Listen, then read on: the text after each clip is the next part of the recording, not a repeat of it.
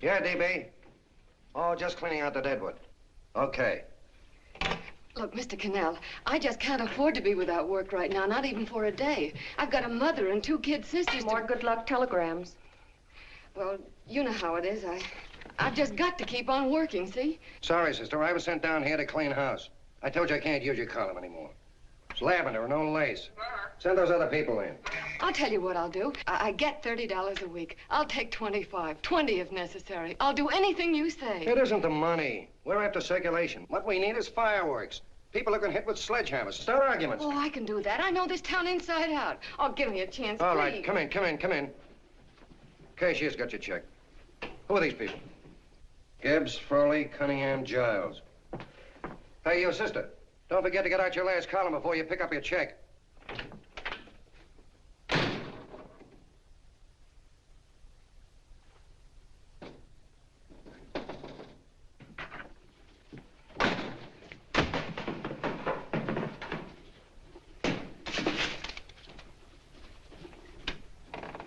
You're a couple of sticks shy in your column, man. Big rich slob like D.B. Norton buys a paper and 40 heads are chopped off. Did you get it, too? Yeah. You too? Oh, Joe. Oh, I'm sorry, darling. Why don't we tear the building down? Before you do, Ann, perhaps you'd better finish this column. Yeah, lavender and old lace. Wait, Joe. Wait. Wants fireworks, huh? Okay.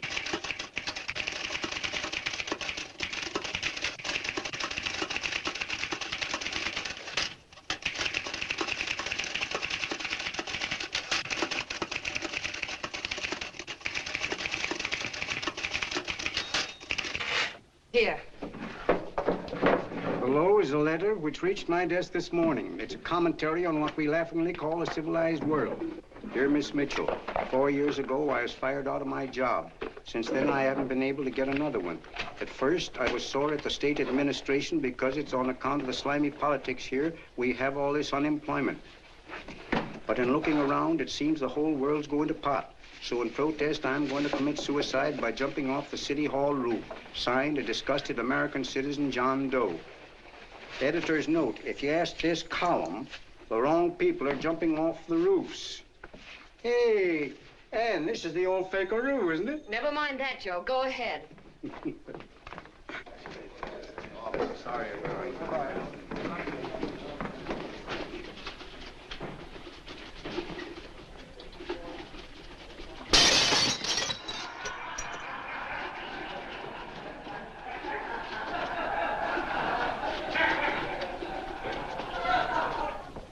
And it's because of the slimy politics that we have all this unemployment here.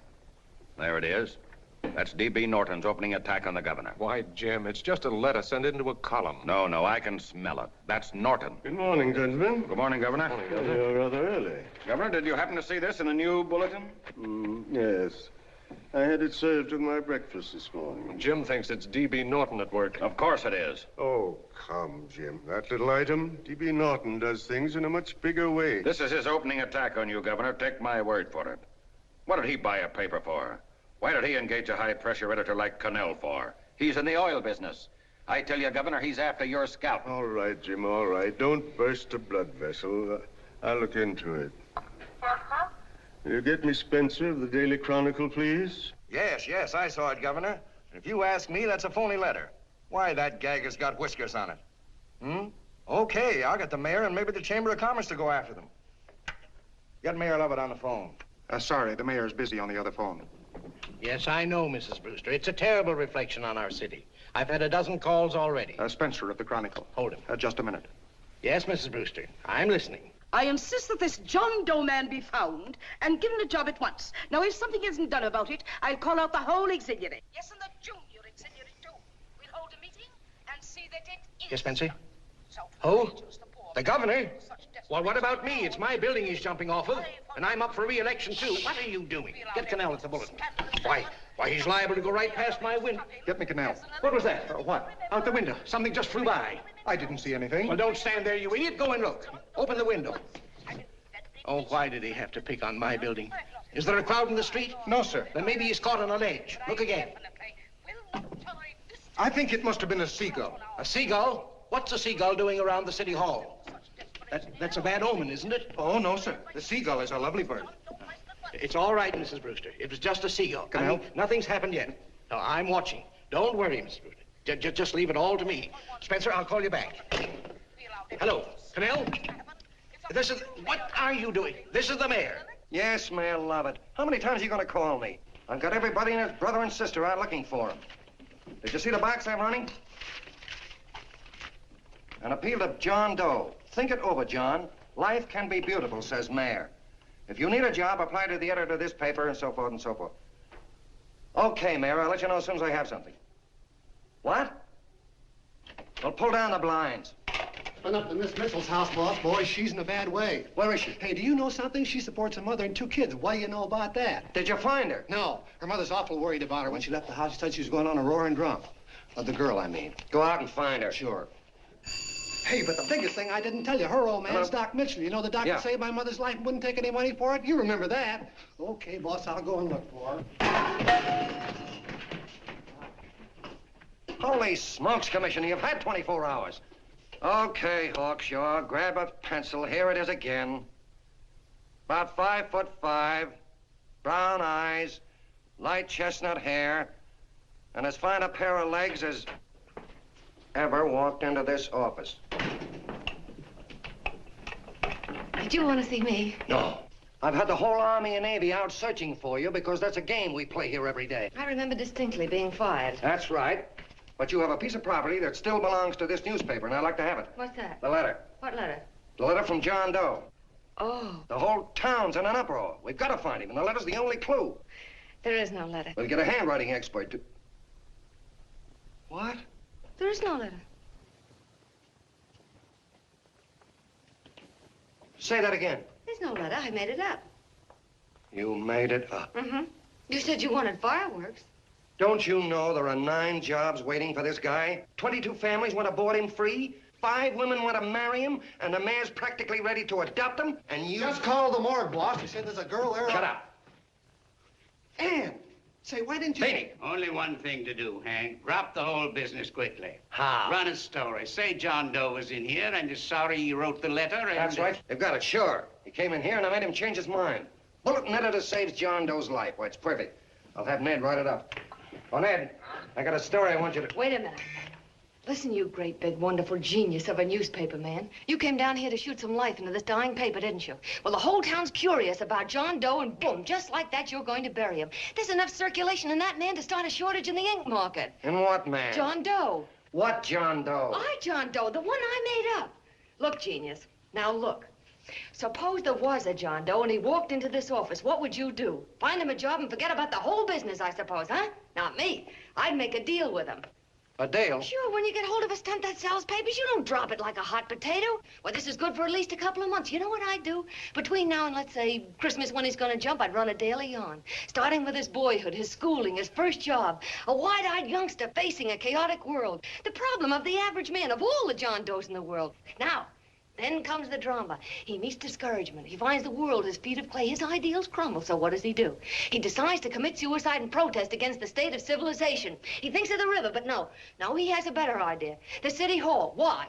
Because he wants to attract attention. He wants to get a few things off his chest, and that's the only way he can get himself heard. So? So he writes me a letter, and I dig him up. He pours out his soul to me. And from now on, we quote, I protest by John Doe. He protests against all the evils in the world. The greed, the lust, the hate, the fear. All of man's inhumanity to man. Arguments will start. Should he commit suicide or should he not? People will write in pleading with him. But no, sir. John Doe will remain adamant. On Christmas Eve, hot or cold, he goes. See? Very pretty. Very pretty indeed, Miss Mitchell. But would you mind telling me who goes on Christmas Eve? John Doe. What John Doe? The one we hire for the job, you lunkhead. Wait a minute. Let me get this through this lame brain of mine. Are you suggesting we go out and hire someone to say he's going to commit suicide on Christmas Eve? Is that it? Well, you're catching on. Who, for instance? Anybody. Beanie'll do. Why, sure. Who, me? Jump off a... Oh, no, any time at Christmas. I'm superstitious.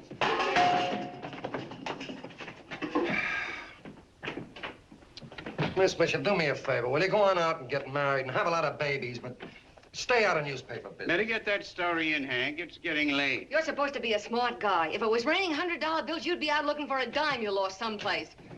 Holy smokes, wasting my time listening to this mad woman. Look, Chief, look at the Chronicle. It's running on John Doe. They say it's a fake. Why the no good the John Doe story, amateur journalism. It's palpably phony. It's a wonder anyone is taking it serious. What do you think of those guys? That's fine. That's fine. Now fall right into their laps. Go ahead. Say John Doe walked in and called the whole thing off. You know what that's going to sound like on top of this. That's all, Ned. Thank you. All right. Amateur journalism, huh? Why, that bunch of sophomores, I can teach them more about... Hey, boss, get a load of this. What? Look. What do they want? They all say they wrote the John Doe letter. Oh, they all wrote the letter. Tell them all to wait. Look, Mr. Cannell, one of those men is your John Doe. They're desperate and will do anything for a cup of coffee. Pick one out and you can make the Chronicle eat their words. I'm beginning to like this. If you ask me, Hank, you're playing around with dynamite. No. The gal's right. We can't let the Chronicle get the laugh on us. We've got to produce a John Doe now. Amateur journalism, huh? I'll show those guys. Sure, and there's no reason for them to find out the truth either, because naturally, I won't say anything. Okay, sister, you get your job back. Plus a bonus. What bonus? Oh, the bonus of $1,000 the Chronicle was going to pay me for this little document.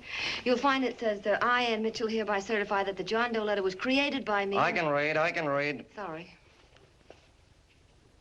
You think this is worth $1,000, do you? Oh, the Chronicle would consider it dirt cheap. Packs everything, including a gun. Okay, sister, you got yourself a deal. Now let's take a look at the candidates. The one we pick has got to be the typical average man. Typical American that can keep his mouth shut. Show me an American who can keep his mouth shut and I'll eat him. Okay, Beanie, bring him in one at a time.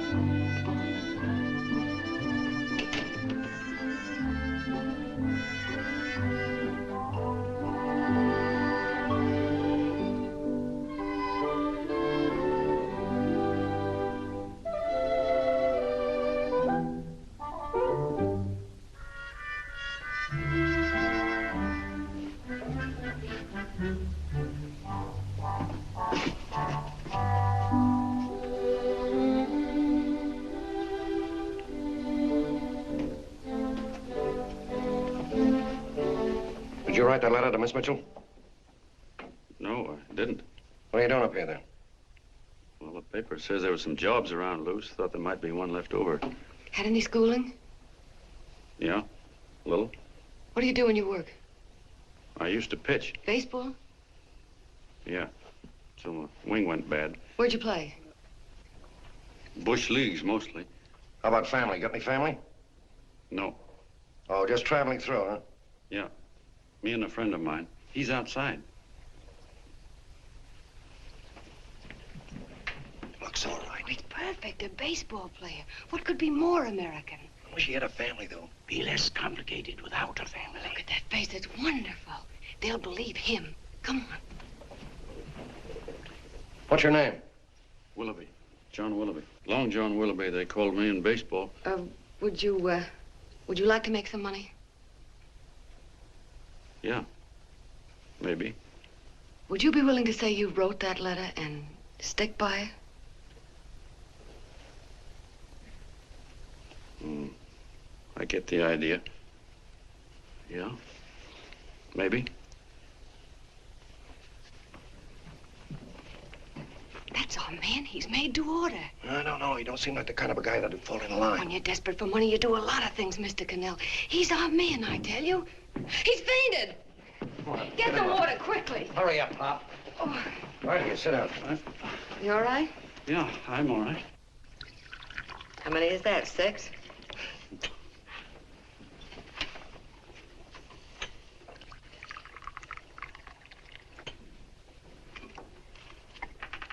Pretty hungry, weren't you? All this John Doe business is batty, if you ask me. Well, nobody asked you. Trying to improve the world by jumping off buildings. You couldn't improve the world if the buildings jumped on you. Don't mind the colonel. He hates people. He likes you well enough to stick around. Well, that's because we both play doohickeys. I met him in a boxcar a couple of years ago. I was fooling around with my harmonica, and he comes over and joins in. I haven't been able to shake him since.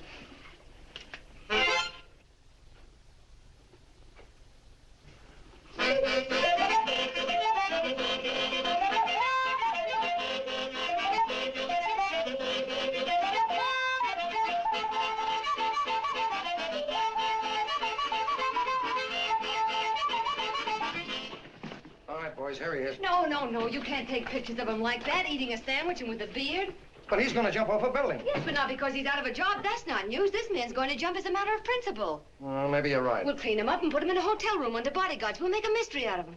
Did you speak to Mr. Norton? Thinks it's terrific. Says for us to go the limit. Wants us to build a bonfire under every big shot in the state. Oh, swell. Is that the contract? Yeah. What's he doing here? Friend of his. They play duets together. Duets? But can we trust him? Oh. I trust him. Oh, you trusted me. Well, that's fine. I suppose he trusts you, too. Oh, stop worrying. He's all right. Okay, but we don't want more than a couple of hundred people in on this thing. Now, the first thing I want is an exact copy of the John Doe letter in your own handwriting. I've got it already. Here. No, that's fine. Now, I want you to sign this agreement. It gives us an exclusive story under your name, day by day, from now until Christmas. On December 26th, you get one railroad ticket out of town. And the bulletin agrees to pay to have your lawn fixed. That's what you want, isn't it? Yeah, but it's got to be by Bonesetter Brown. Okay, Bonesetter Brown goes. Here, sign it. Meanwhile, here's $50 of spending money. That's fine. Beanie? Yes, boss. Take charge of him. Get him a suite at the Imperial and hire some bodyguards. Yeah, and some new clothes, Beanie. You think we better have him to louse? Yeah.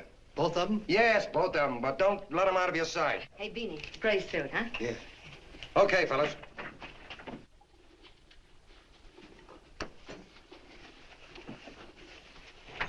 Take it easy, John Doe. And you start pounding that typewriter. Oh, boy, this is terrific. No responsibilities on our part, just statements from John Doe, and we can blast our heads off. Before you pop too many buttons, don't forget to make out that check for 1,000. Okay, fellas, now, let me see. You sit outside the door. Nobody comes in, see? You two fellas sit in here. Hey, pretty nifty, huh? You ain't gonna get me to stay here. Sure you are. No, sir. That spot under the bridge where we slept last night's good enough for me. Say, what'll I do with this baggage? Well, stick him in the bedroom. Give me mine. I ain't staying. You know, we were headed for the Columbia River country before all this John Doe business came up. You remember that, don't you? Sure, I remember. Say, did your ears pop coming up in the elevator? Mine did. All along, John. I tell you, it's no good. You're gonna get used to a lot of stuff that's gonna wreck you. Why, that $50 in your pocket's beginning to show up on you already. And don't pull that on me, neither. Stop worrying, Colonel. I'm going to get my arm fixed out of this. Hey, here's some cigars the boss sent us. Have one. Hey, Help cigars. yourself. No.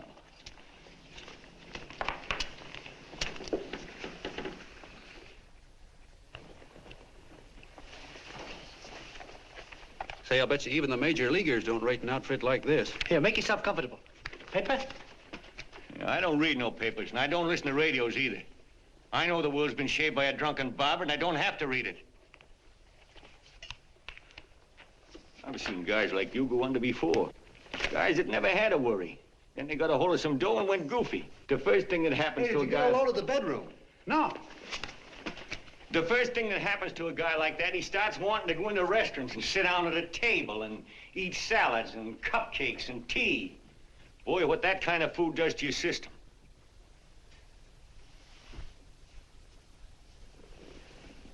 The next thing the dope wants is a room.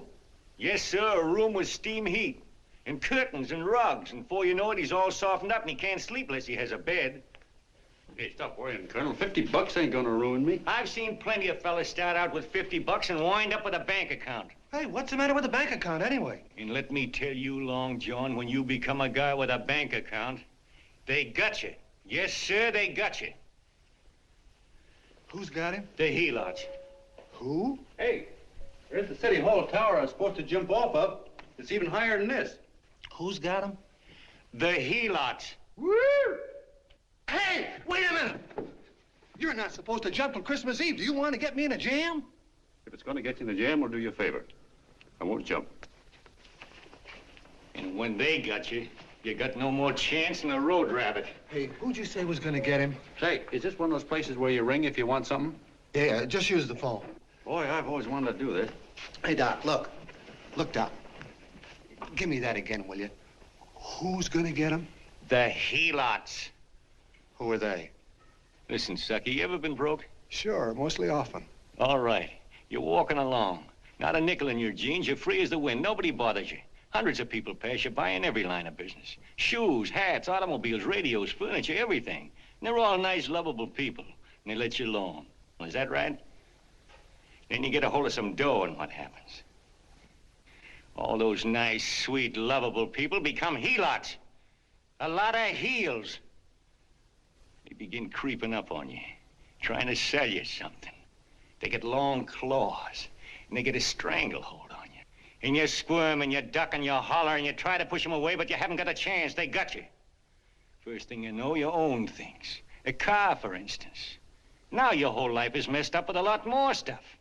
You get license fees, and number plates, and gas, and oil, and taxes, and insurance, and identification cards, and letters, and bills, and flat tires, and dents, and traffic tickets, and motorcycle cops, and courtrooms, and lawyers, and fines, and 1,000,001 other things. And what happens? You're not the free and happy guy you used to be. You gotta have money to pay for all those things. So you go after what the other fellas got. And there you are. You're a helot yourself.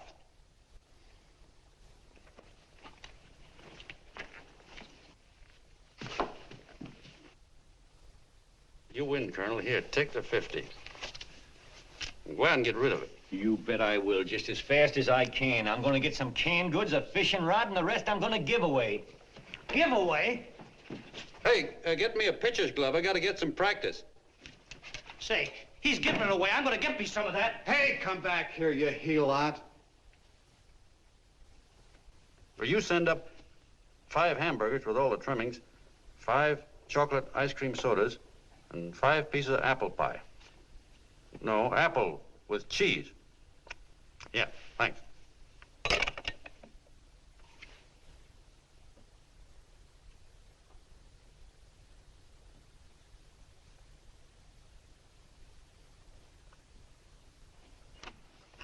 Hello there.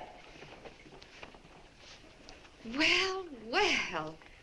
If it isn't the man about town. All set, Miss Anne. Hmm? Oh, yes. Let's go. Let's see, we want some action in these pictures. Action? Mm-hmm. That's good. No. This man's going to jump off a roof. Oh. Here, wait a minute. Let me comb your hair. Sit down. There, that's better.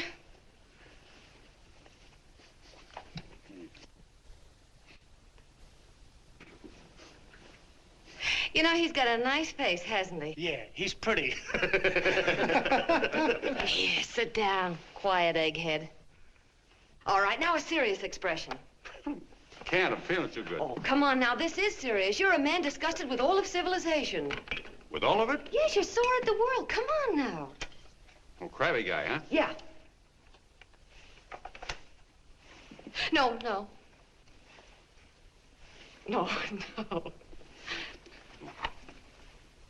No, look. You don't have to smell the world. Well, all those guys in the picture Never mind those guys. All right, stand up. Now, let's see what you look like when you protest. Against what? Against anything, just protest. You got me. Oh, look, I'm the umpire, and you just cut the heart of the plate with your fast one, and I called it a ball. What would you do? Oh, you did, huh? Yeah. Why can't you call him right, you boneheaded... Grab it, Eddie, grab it!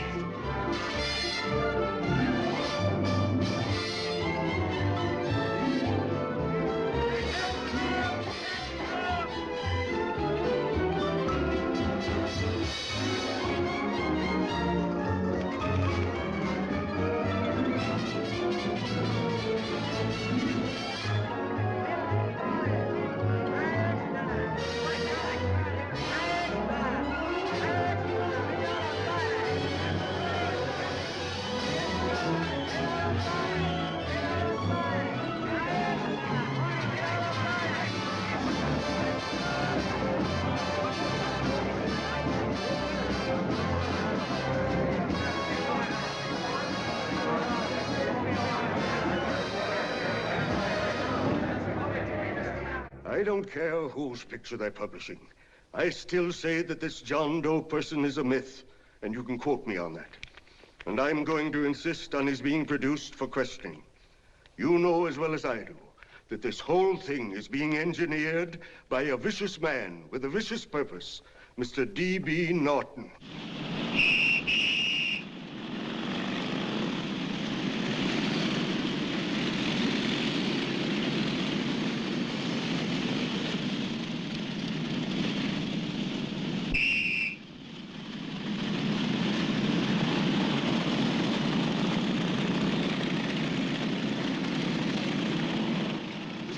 And Miss Mitchell are at the house, sir. Oh, they are?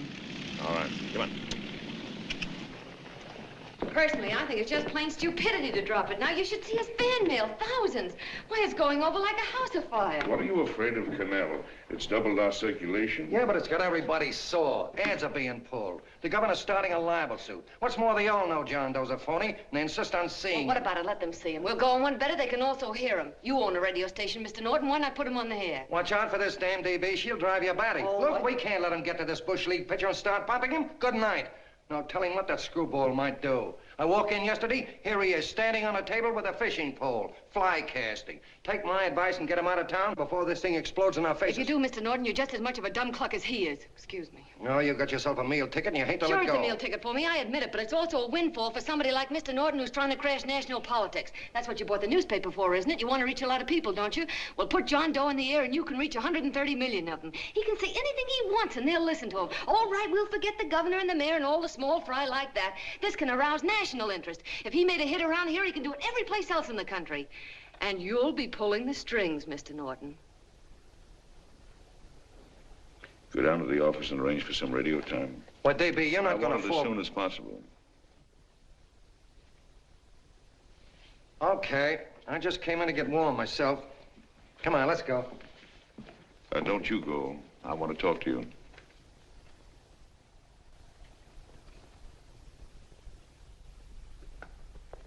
Sit down.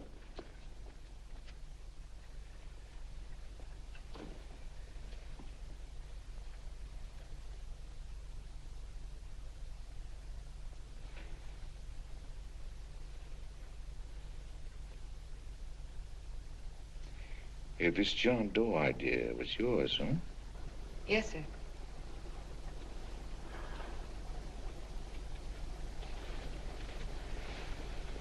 How much money do you get? $30. $30. Well, what are you after? I mean, what do you want? A journalistic career? Money. Money? Well, I'm glad to hear somebody admit it. Do you suppose you could write a radio speech that would put that fellow over? Oh, I'm sure I can. Do it, and I'll give you $100 a week. $100? That's only the beginning. You play your cards right, and you'll never have to worry about money again.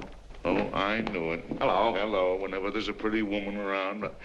This is my nephew, Ted Sheldon, Miss Mitchell. How do you do? How do you do? All right, Casanova, I'll give you a break. See that Miss Mitchell gets a car to take her home. Always reading my mind, aren't you? Thank you very much for everything. And Miss Mitchell, I think from now on you'd better work directly with me. Yes, sir.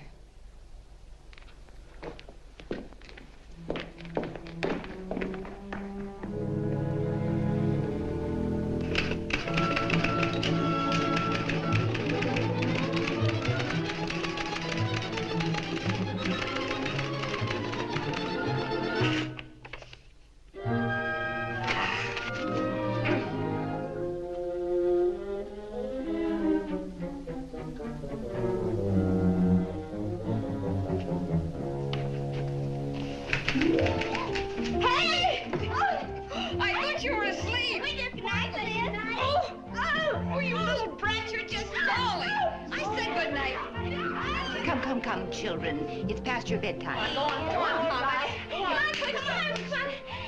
Come on. Now, spooch off Stay there. fork through me. I'm done. I'll never get this speech right. Oh, yes, you will, Ann, dear. You're very clever. Yeah, I know. What are you looking for? Your purse, I need $10. What for? I gave you 50 just the other day. Yes, I know, dear, but Mrs. Burke had her baby yesterday. 9 pounds. And there wasn't a thing in the house. And then the community chest lady came. And the 50's all gone, huh? Who's the 10 for? The Websters. The Websters. You remember those lovely people your father used to take care of. I thought I'd buy them some groceries. Oh, Anne, dear, it's a shame those You're marvelous, Ma. You're just like Father used to be. Do you realize a couple of weeks ago we didn't have enough to eat ourselves? Well, yes, I know, dear, but these people are in such need. And we have plenty now. If you're thinking of that $1,000, forget it. It's practically all gone. We owed everybody in town. Now, you just gotta stop giving all your money away. Oh, Anne, dear. Oh, I'm sorry, Ma. Oh, don't pay any attention to me. I guess I'm just upset about all this. Gee whiz, here I am with a great opportunity to get somewhere, to give us security for once in our lives, and I'm stuck. If I could put this over, your Mrs. Burke can have 6 babies. You mean this speech you're writing? Yeah, I don't know. I simply can't get it to gel.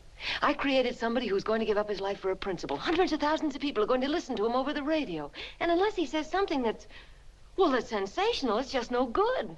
Well, honey, of course, I don't know what kind of a speech you're trying to write, but judging from the samples I've read, I don't think anybody will listen. What? Darling, there's so many complaining political speeches. People are tired of hearing nothing but doom and despair on the radio. If you're going to have him say anything, why don't you let him say something simple and real, something with hope in it? If your father were alive, he'd know what to say. Oh, yeah. Father certainly would. Wait a minute.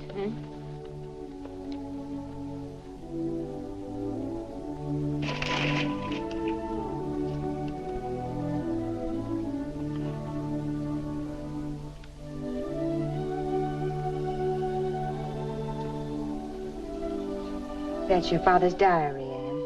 Father's... I never knew he had a diary. There's enough in it for 100 speeches. Things people ought to hear nowadays.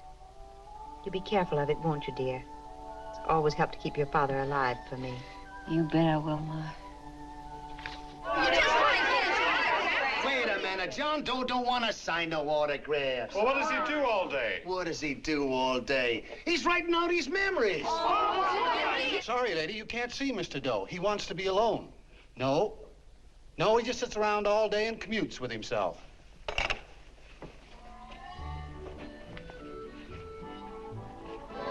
Boom!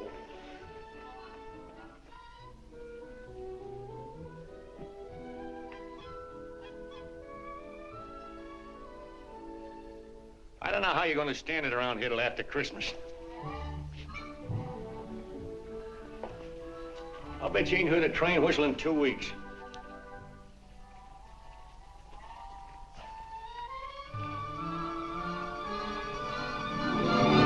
Steve Wright!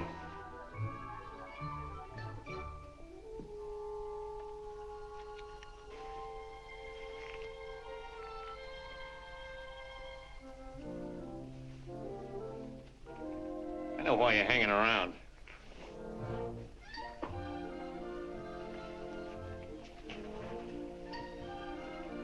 You're stuck on the girl. That's all a guy needs, is to get hooked up with a woman.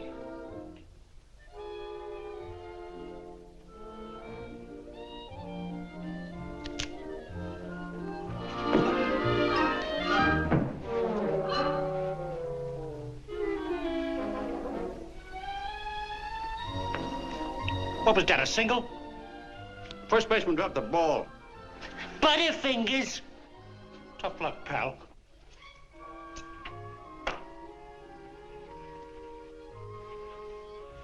Guy has a woman on his hands. First thing he knows, his life is balled up with a lot more things. Furniture and...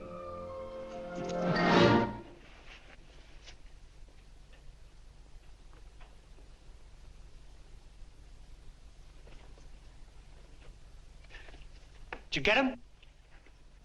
You're out. Swell. What's this, the end of the 8th? 9th.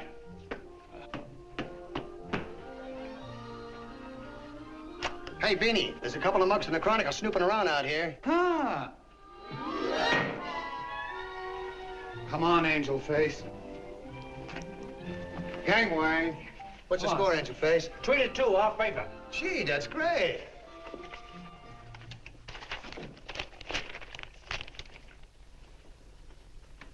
Hey, you got swell form there. Must have been a pretty good pitcher. Pretty good. Say, I was just about ready for the major leagues when I chipped a bone in my elbow. I got it pitching a 19-inning game. 19? Yeah. There was a major league scout there watching me, too. And he came down after a game with a contract. You know what? I couldn't lift my arm to sign it. I'll be okay, though, as soon as I get it fixed up. It's too bad. What do you mean, too bad? Huh? Oh, that you'll never be able to play again. What are you talking about? I just told you I was going to get Well, you know how they are in baseball if a guy's mixed up in a racket. Racket? What do you mean? Well, I was just thinking about this John Doe business. Why, as soon as it comes out it's all a fake, you'll be washed up in baseball, won't you? Yeah. Pretty doggone. I never thought about that.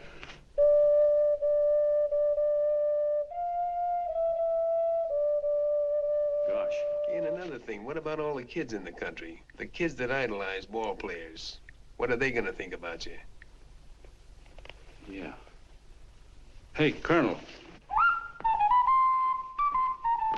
Did you hear that? I gotta figure some way out of this thing.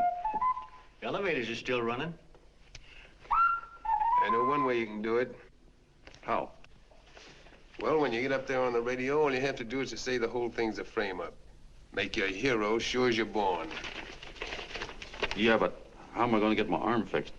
Well, that's a cinch. I know somebody that'll give you $5,000 just to get up on the radio and tell the truth. $5,000? Yeah, $5,000, and he gets it right away. You don't have to wait till Christmas. Look out, Long John. They're closing in on you. Say, who's putting up this dough? Fellow runs the Chronicle. Here's the speech you make, and it's all written out for you. $5,000. Holy mackerel, I can see the helots coming, the whole army of them. It's on the level.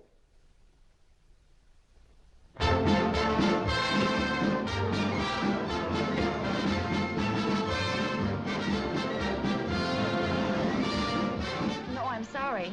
Tickets for the broadcast are all gone. Phone the bulletin. Sorry, no more tickets left.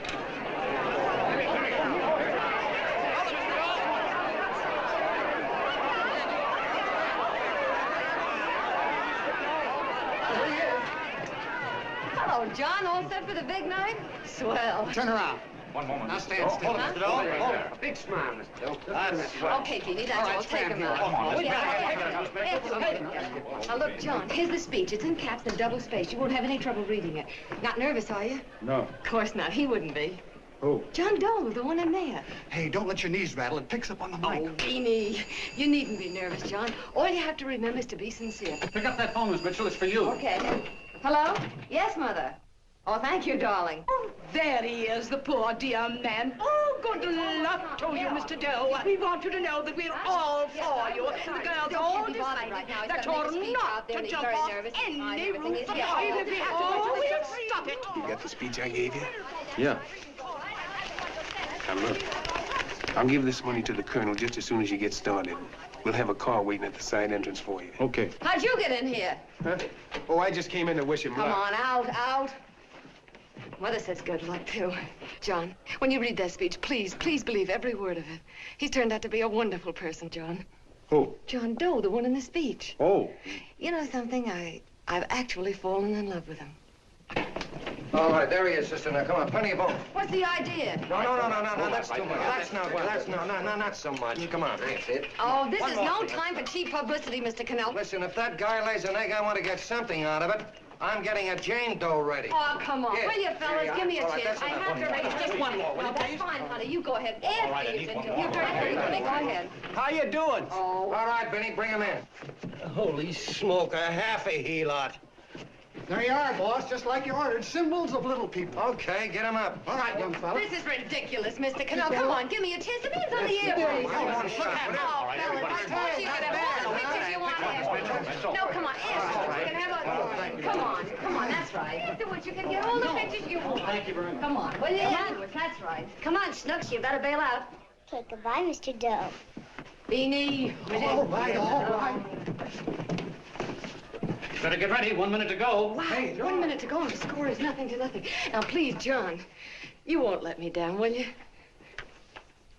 Will you? Of course you won't. If you'll just think of yourself as the real John Doe. Listen, everything in that speech are things a certain man believed in. He was my father, John. And when he talked, people listened. And they listened to you, too. Funny. You know what my mother said the other night? She said to look into your eyes, that I'd see Father there. Hey, what do you say? Okay, we're coming. Come on. Now, listen, John, you're a pitcher. Now get in there and pitch. Good luck. Give him room, let him through. Come on.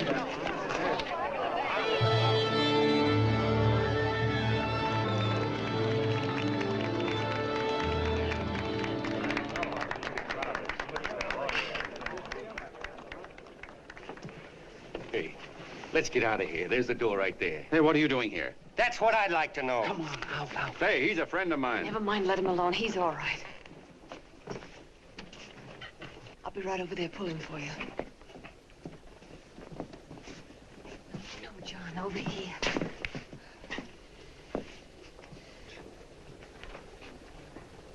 Stand by.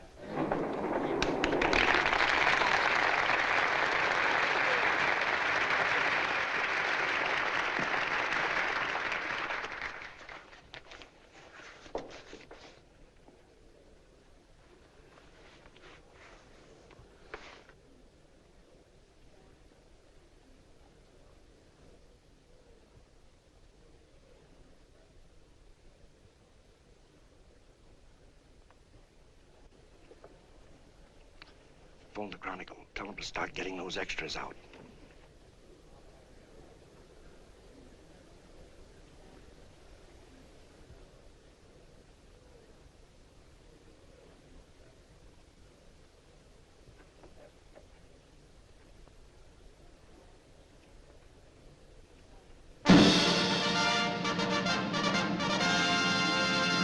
And good evening, ladies and gentlemen. This is Kenneth Fry speaking for the New Bulletin. Tonight we give you something entirely new and different. Standing beside me is the young man who has declared publicly that on Christmas Eve he intends to commit suicide, giving as his reason, quote, "I protest against the state of civilization," end quote. Ladies and gentlemen, the New Bulletin takes pleasure in presenting the man who is fast becoming the most talked of person in the whole country, John Doe.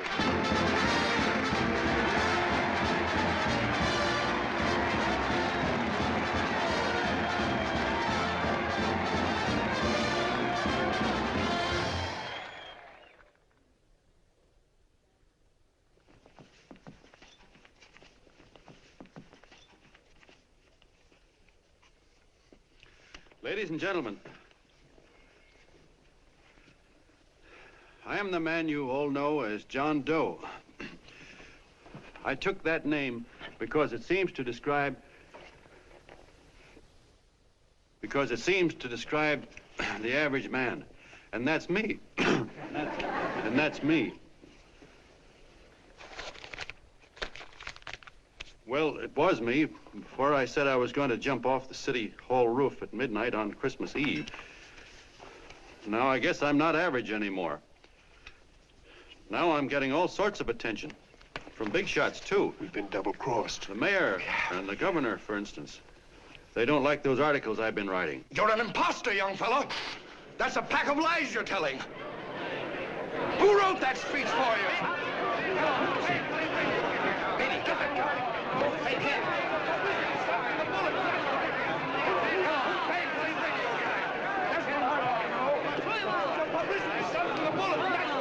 Spencer. Ladies and gentlemen, the disturbance you just heard was caused by someone in the audience who tried to heckle Mr. Doe. The speech will continue.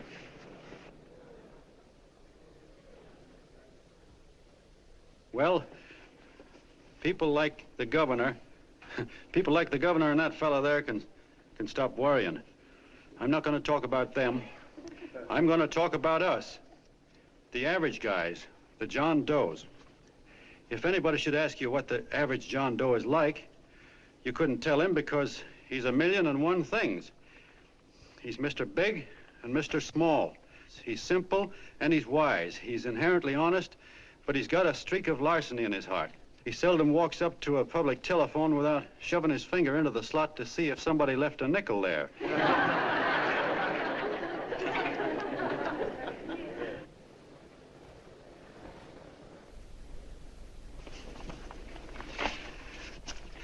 He's the man the ads are written for. He's a feller everybody sells things to. He's Joe Doe, the world's greatest stooge and the world's greatest strength.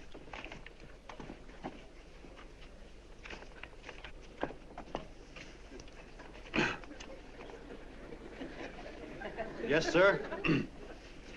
Yes, sir, we're a great family, the John Does.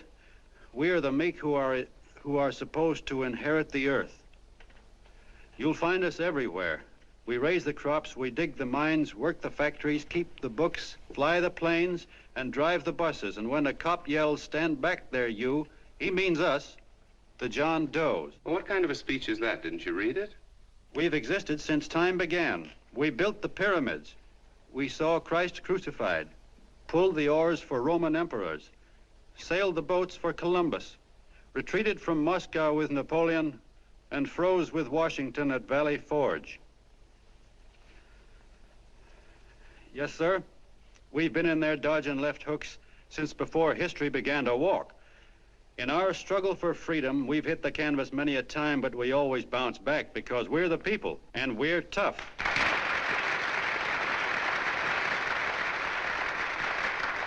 They've started a lot of talk about free people going soft, that we can't take it. That's a lot of hooey. A free people can beat the world at anything, from war to tiddlywinks, if we all pull in the same direction.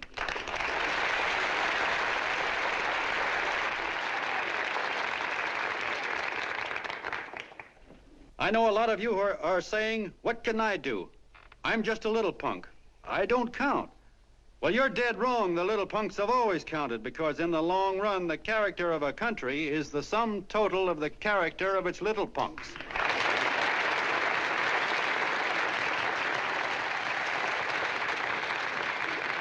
But we've all got to get in there and pitch. We can't win the old ball game unless we have teamwork. And that's where every John Doe comes in. It's up to him to get together with his teammate. And your teammate, my friends, is the guy next door to you. Your neighbor. He's a terribly important guy, that guy next door. You're going to need him, and he's going to need you, so look him up. If he's sick, call on him. If he's hungry, feed him. If he's out of a job, find him one. To most of you, your neighbor is a stranger, a guy with a barking dog and a high fence around him.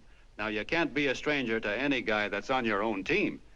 So tear down the fence that separates you. Tear down the fence, and you'll tear down a lot of hates and prejudices. Tear down all the fences in the country, and you'll really have teamwork.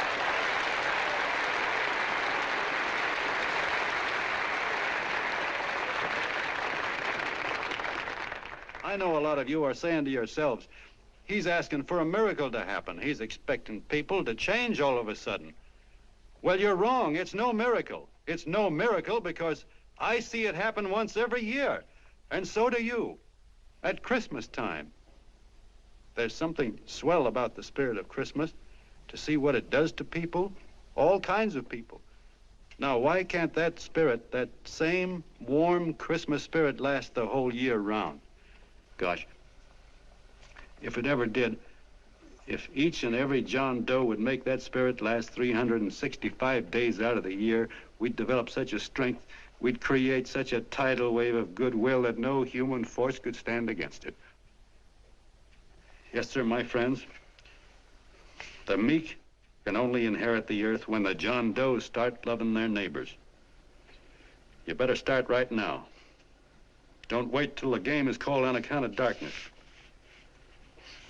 Wake up, John Doe. You're the hope of the world.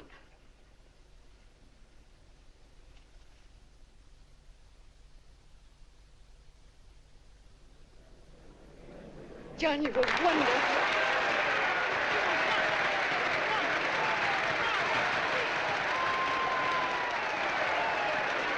Let's get out of here. Now you're talking.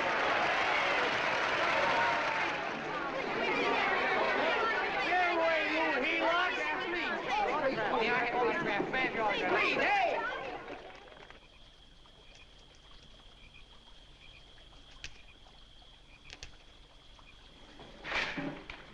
I knew you'd wake up sooner or later. Boy, am I glad we got out of that mess. I had the $5,000 sewed up. Could have been on my way to old Doc Brown.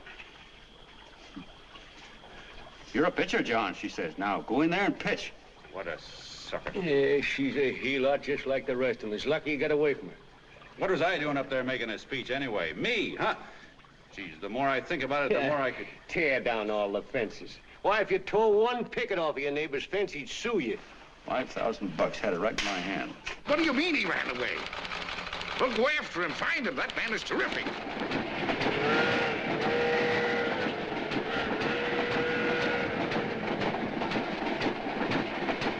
Columbia River, here we come.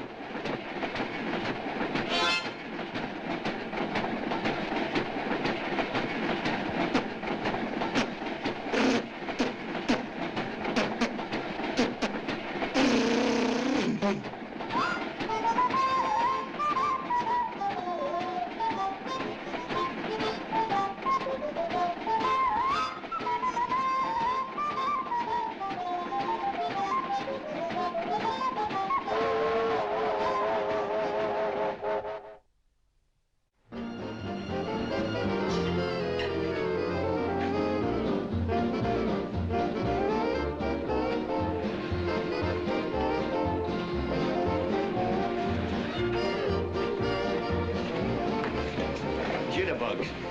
Yeah. Say, how much money we got left? 4 bits. Better make it donuts, huh? Yeah.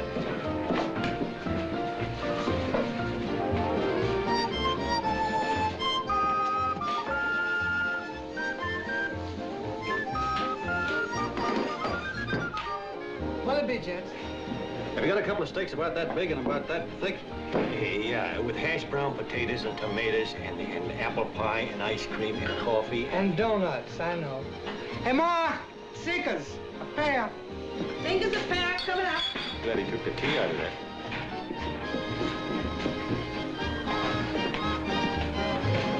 Hey, look. Join the John Doe Club. John Doe Club?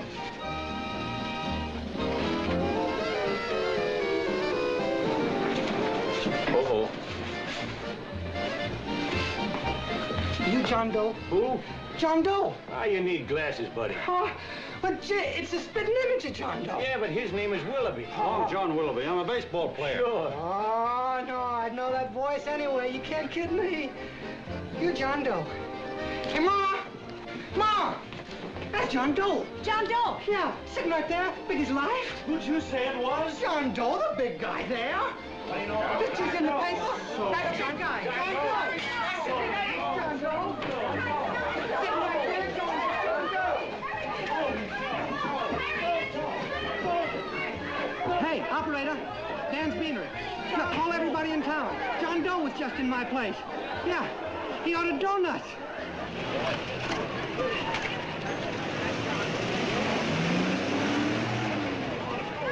John Doe. See John Doe.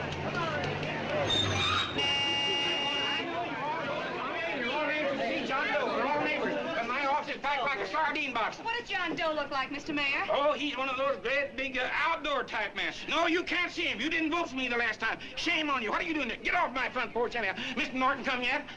Oh, well, I wonder where he's at. What's keeping him? He should have been here 15 minutes ago. Oh, there he comes now. Now, everybody on your dignity. Don't do anything to disgrace us. A little town, but we got to show off. Better let me talk to him. All right, but present it to him as a great cause for the common man. Ah, here he comes. Now, give him room down there. Give him room, folks. Come on now. Come on, here he comes. Here he comes. Here's Mr. Norton.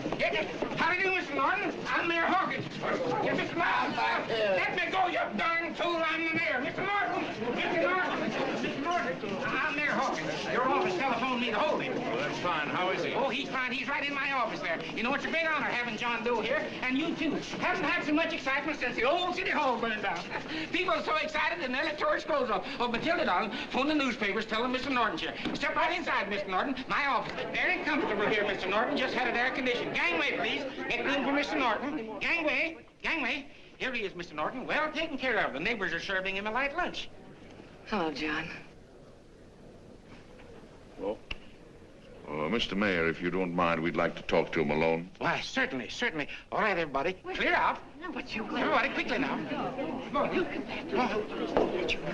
Come on. That's All right.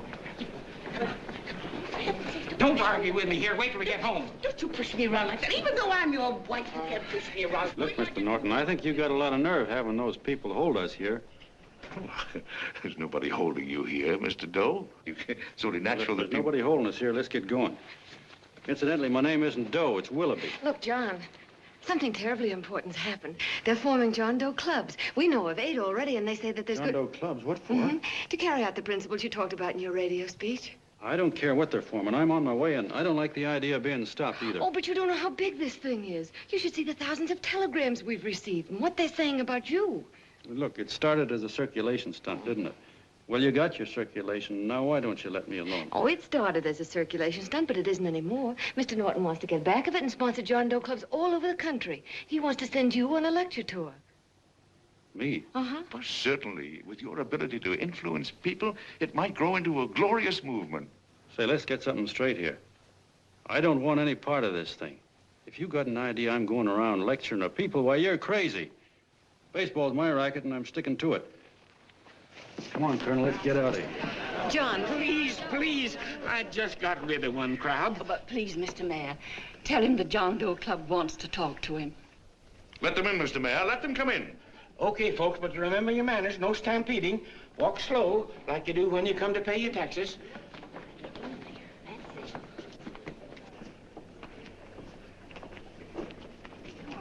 Okay. All right, give me a chance.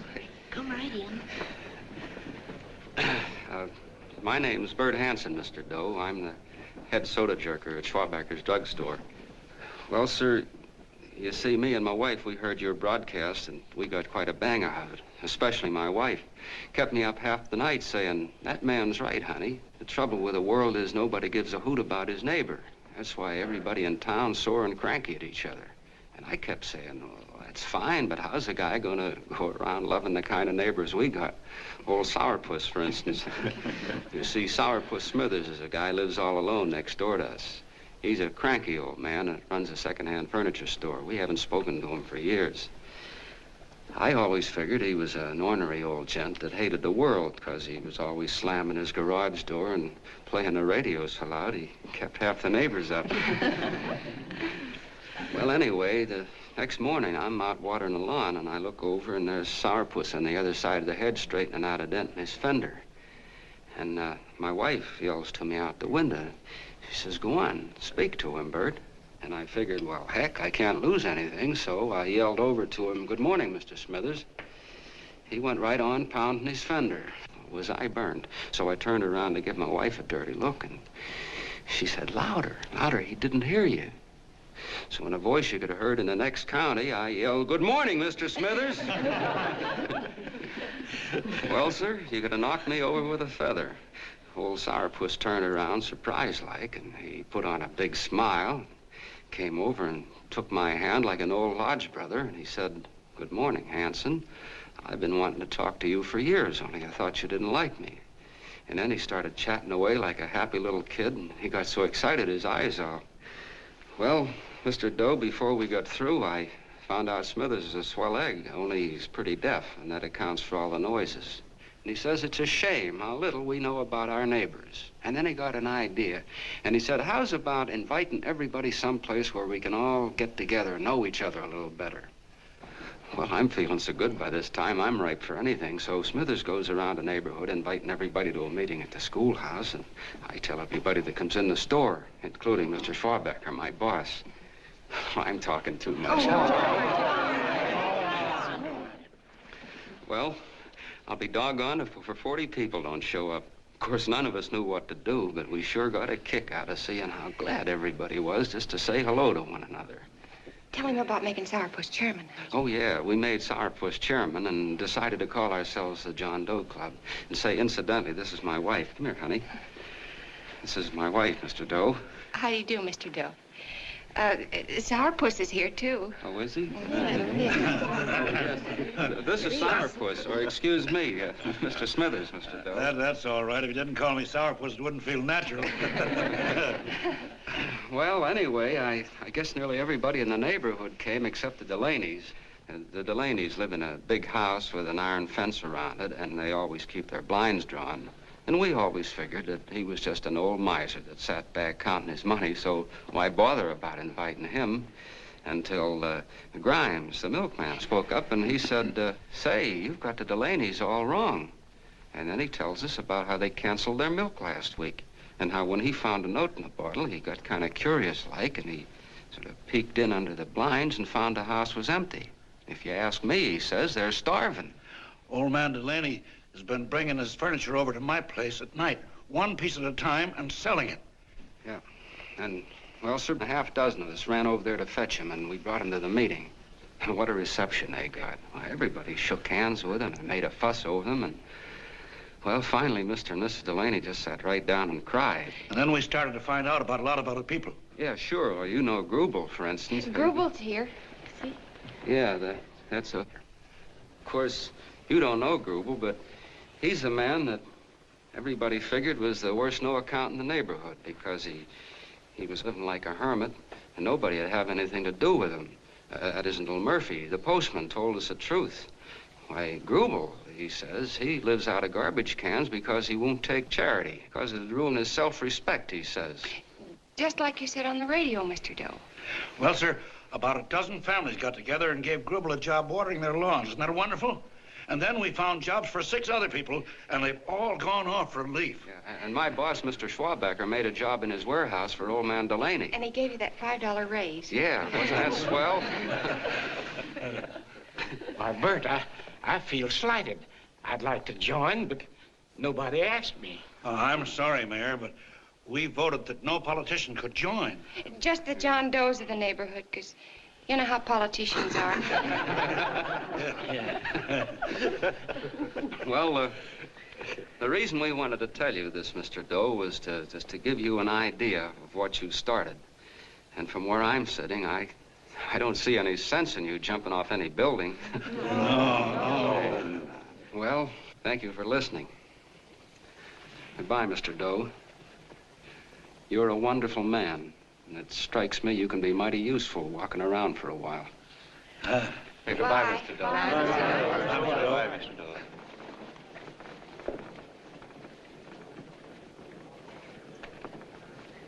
I'm Mrs. Delaney, Mr. Doe.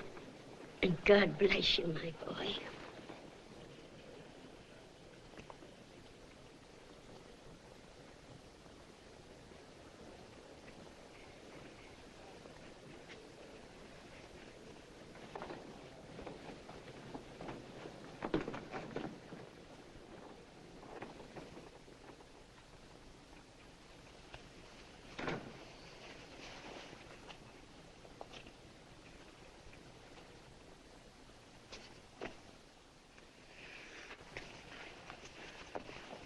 Gee whiz, I'm all mixed up.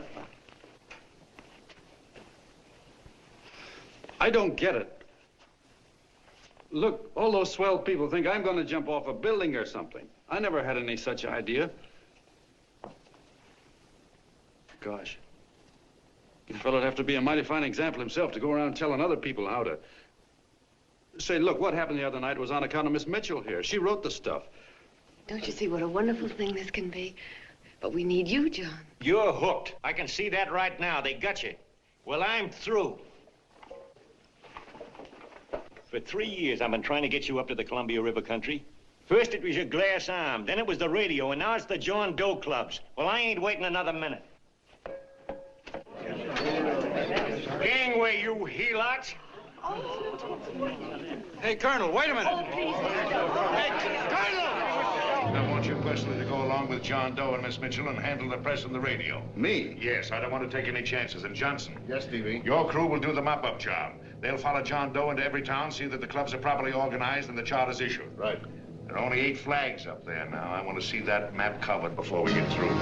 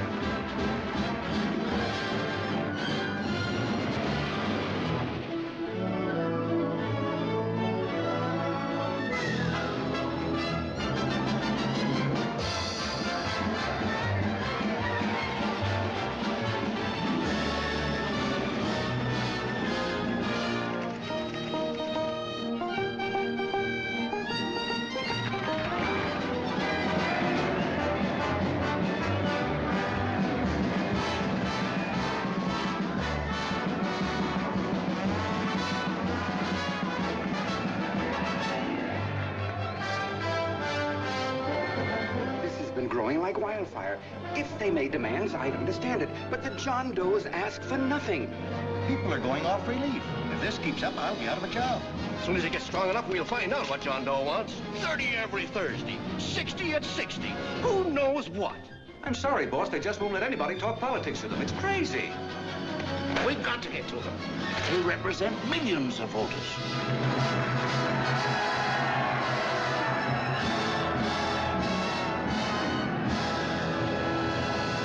I tell you, ladies and gentlemen, this thing has been nothing short of a prairie fire. We've received so many applications for charters to the John Doe clubs, we haven't been able to take care of them. I'd hate to have that many pins stuck in me. This John Doe convention is a natural. It's going to put our city on the map. Why, over 2,400 John Doe clubs are sending delegates. Can you imagine that? You, Mr. Mayor, will be the official host. You will make the arrangements for decorating the city, parades, and a reception for John Doe when he gets home. And don't wear your high hat. No high hat? No high hat. And from you, Cannell, I want a special John Doe edition every day until the convention is over. And now, if you will, please step into the outer office and look your prettiest because there are photographers there to take pictures of this committee. Don't worry, D.B. Everything will be taken care of. Isn't it all too wonderful? Gather down here in a nice group. I'll get a nice picture of you. Oh, Mr. Mayor, would you step down in front row, please? You ladies get close to him. That's it. Well, I don't get it. Get what? Look, D.B., I'm supposed to know my way around. This John Doe movement has cost you a fortune. Now, this convention is going to cost plenty. Well? Well, I'm stuck with 2 and 2, and I'm a sucker if I can make 4 out of it. Where do you come in? You'll have the satisfaction of knowing that my money has been spent for a worthy cause. I see. I better stick to running the paper, huh? I think maybe you better had. And Cannell, I'd like to have the John Doe contract, all the receipts for the money we advanced him with the letter Miss Mitchell wrote, for which I gave her $1,000. Yes, sure. Well, we leave for the airport, half an hour. Is that Johnny boy's room? Better hustle him up. He'll be ready on time. He's packing. Ah, good. Did you see his picture on the cover of Time? Yeah. I gotta give you credit, Annie girl. I've handled a good many big promotions in my time. Everything from a World's Fair to a channel swimmer. But this one has certainly got me spinning. And now a John Doe convention. Wow. Say, if you could only get him to jump off the City Hall roof on Christmas Eve, I'd guarantee you 500,000 people there. Charlie. Hmm? What do you make of him? Oh, Johnny boy? Well, I don't know what angle you want, but I'll give it to you quick. Number 1, he's got great yokel appeal, but he's a nice guy.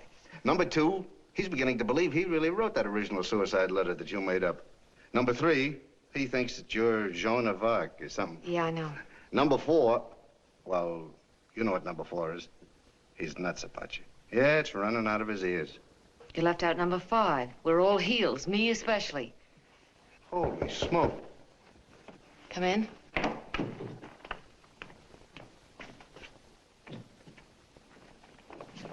Small pack. Good, I'll go and get Beanie Boy. Okay, Charlie boy.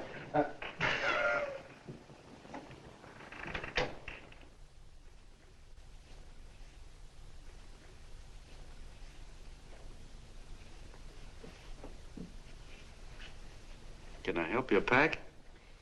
No, thank you.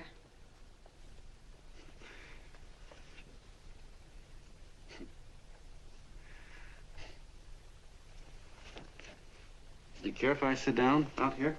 No.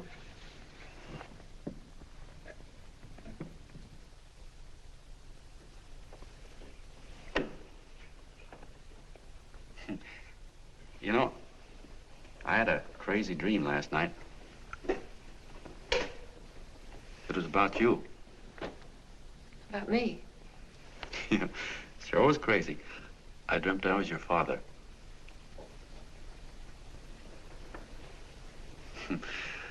There was something I was trying to stop you from doing. So I got up out of bed and I walked right through the wall here, right straight into your room. You know how dreams are. And there you were in bed.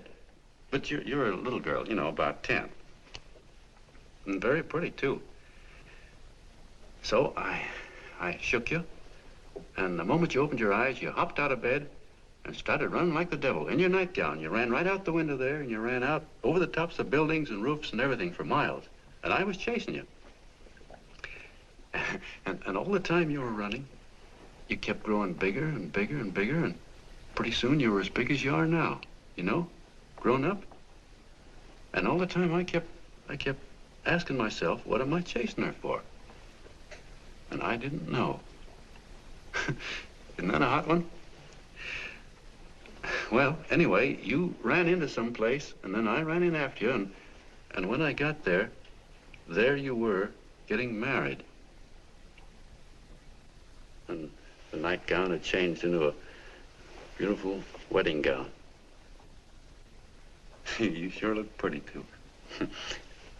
And then I knew what it was I was trying to stop you from doing. Dreams are sure crazy, aren't they? Well, would you like to know who it was you were marrying? Oh, a tall, handsome Ubangi, I suppose.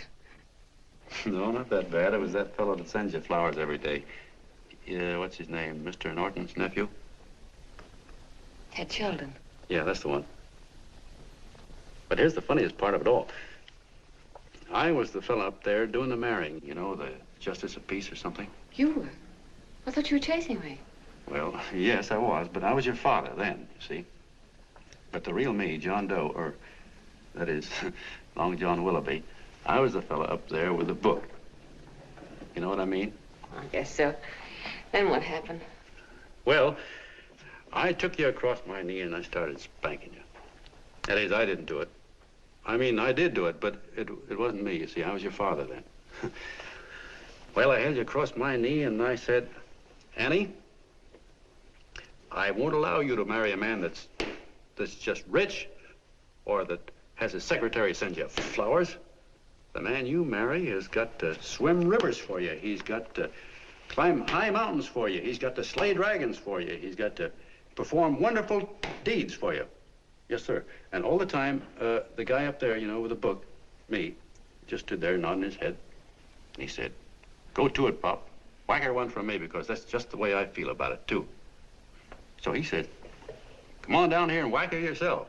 So I came down and I whacked you a good one, see? Then he whacked you, and I whacked you another one. We both started whacking you like...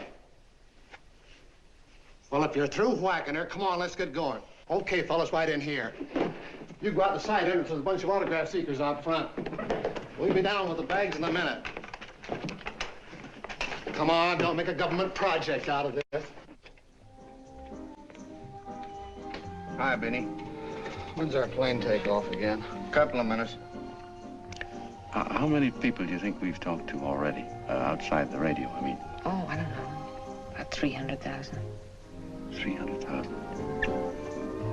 What makes them do it, Ann? What makes them come and listen and get up their John Doe clubs the way they do?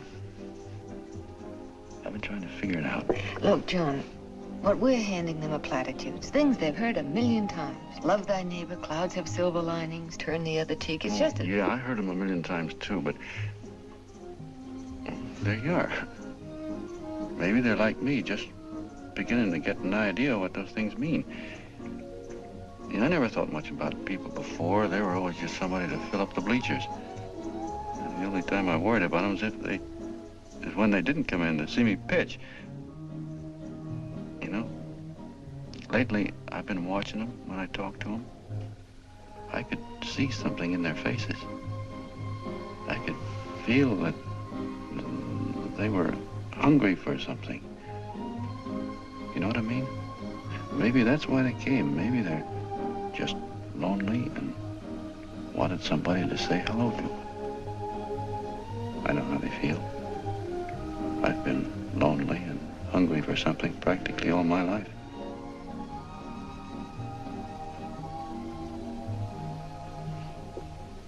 All aboard, folks. Yeah, that's true.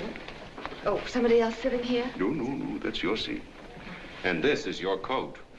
Mine? A little token of appreciation. Oh. Oh, it's beautiful, D.B. Well, I don't quite know what to say. Well, don't say anything at all. Just sit down. Oh. Go ahead, open it. Oh.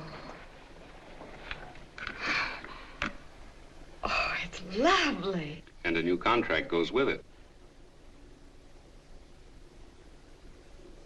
Well, come on, spring it. You've got something on your mind.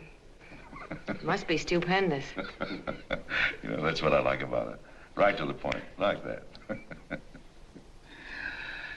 All right, Practical Annie, here it is. Tomorrow night, before a crowd of 15,000 people and talking over a nationwide radio hookup, John Doe will announce the formation of a third party. A third party? Yes, the John Doe Party. Devoted entirely to the interests of all the John Does all over the country, which practically means 90% of the voters. He will also announce the third party's candidate for the presidency. A man whom he personally recommends, a great humanitarian, the best friend the John Does have. Mr. D.B. Norton. Yes.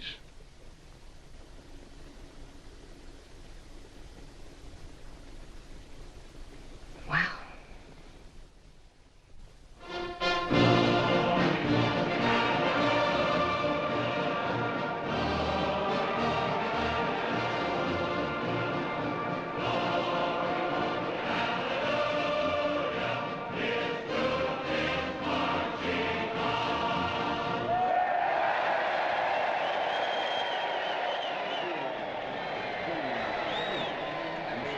And although the opening of the convention is hours off, the delegates are already pouring into the ballpark by the droves, with lunch baskets, banners, and petitions asking John Doe not to jump off any roof. No matter how you look at it, it's still a phenomenal movement. These John Does, or the hoi polloi, as you've heard people call them, have been laughed at and ridiculed, but here they are, gay and happy, having traveled thousands of miles, their expenses paid by their neighbors, to come here to pay homage to their hero, John Doe.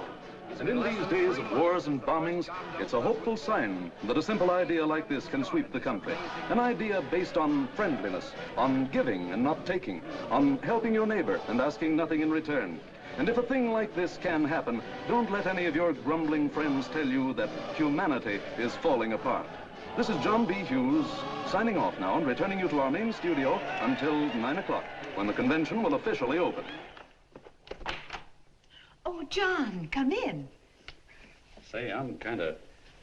It's raining out a little. That's all right. It's good to see you. Sit down. Thanks.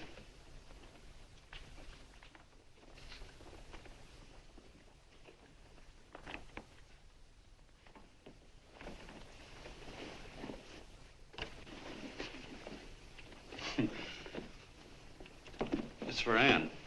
Oh, how nice. Thank you very much. Flowers. I'm terribly sorry she isn't here. She isn't? No, she just left. I'm surprised you didn't run into her. She went over to Mr. Norton's house. Oh. Did you want to see her about something important? Yeah, well, no, it'll wait. Say, he's a nice man, isn't he? Mr. Norton, I mean. He's done an awful lot for the...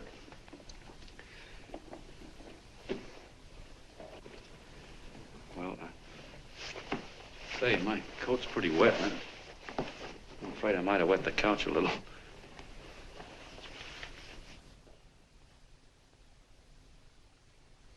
Well, I guess I'll see her at the convention later. Yes, of course. I'll see that she gets the flowers. Thanks. Good night, Mrs. Mitchell. Good night, John.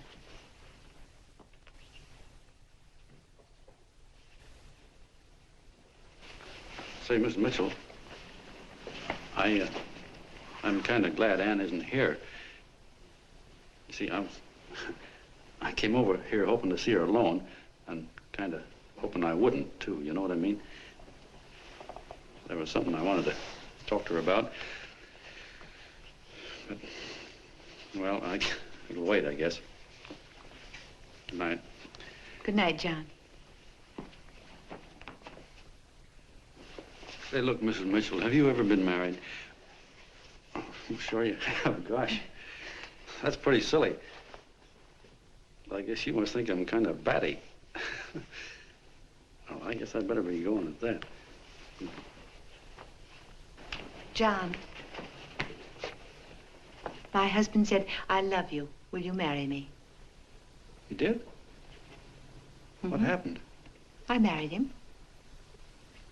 Well, yeah, that's what I mean, see? It was easy as all that, huh? Uh-huh.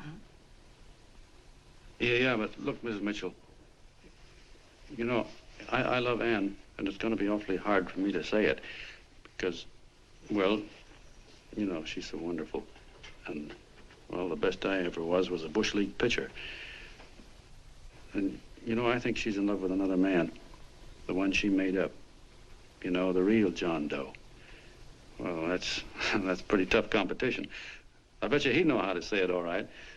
On me, I get up to it and around it and in back of it, but I never get right to it.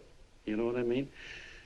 So the only chance I've got is, well, if somebody could kind of give her a warning, sort of prepare her for the shock. You mean you'd like me to do it? Hmm? Well, I was thinking that, yeah, you know, sort of break the ice. Of course I will, John. See, listen, thank you, Mrs. Mitchell. Hey, you're okay.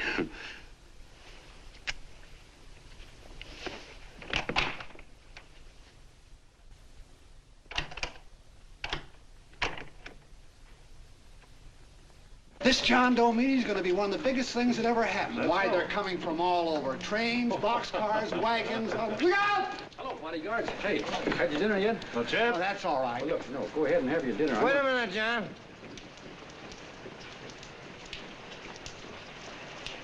Hello, Mr. Connell. How are you, John? John, I want to have a little talk with you. What's the matter? Are you falling? Come here. Hey, boss. Oh, quiet. Say, tell me something. Did you read the speech you're going to make tonight? No, I never read the speeches before I make them. I get more of a kick out of it that way. Uh-huh. It's just exactly what I thought. Beanie, go on down to the office, tell Pop to give you the speech. There's a copy on my desk. Gee whiz, boss, you know Mr. Norton told me not to leave him, not even for a minute. Go on. We'll be at Jim's bar up the street. You're a nice guy, John. I like you.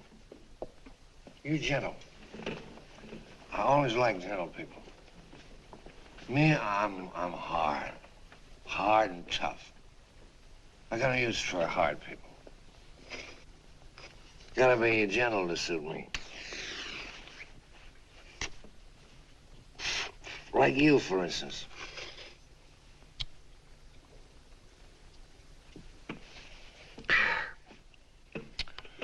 Yep, I'm hard. But you want to know something? I've got a weakness. Never guess that, would you? Well, I have. Want to know what it is? Star-Spangled Banner. Screw you, huh? Well, maybe it is, but play the Star-Spangled Banner. I'm a sucker for it. Always gets me right here. Know what I mean? Yeah, it gets me right back here. Oh, back there, huh? Well, every man to his own taste. You weren't old enough. You weren't old enough for the World War, were you, Jim? No, of course not. Oh, you must have been just kidding. I was just ripe and raring to go. You know what my old man did when I joined up? He joined up, too. Got to be a sergeant. And here's a kick for you. We were in the same outfit. Funny, huh? Hmm?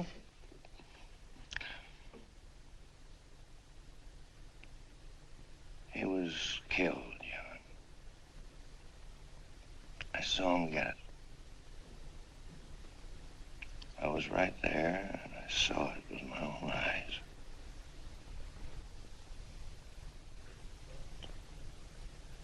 Me, I came out without a scratch. That is, excepting my ulcers.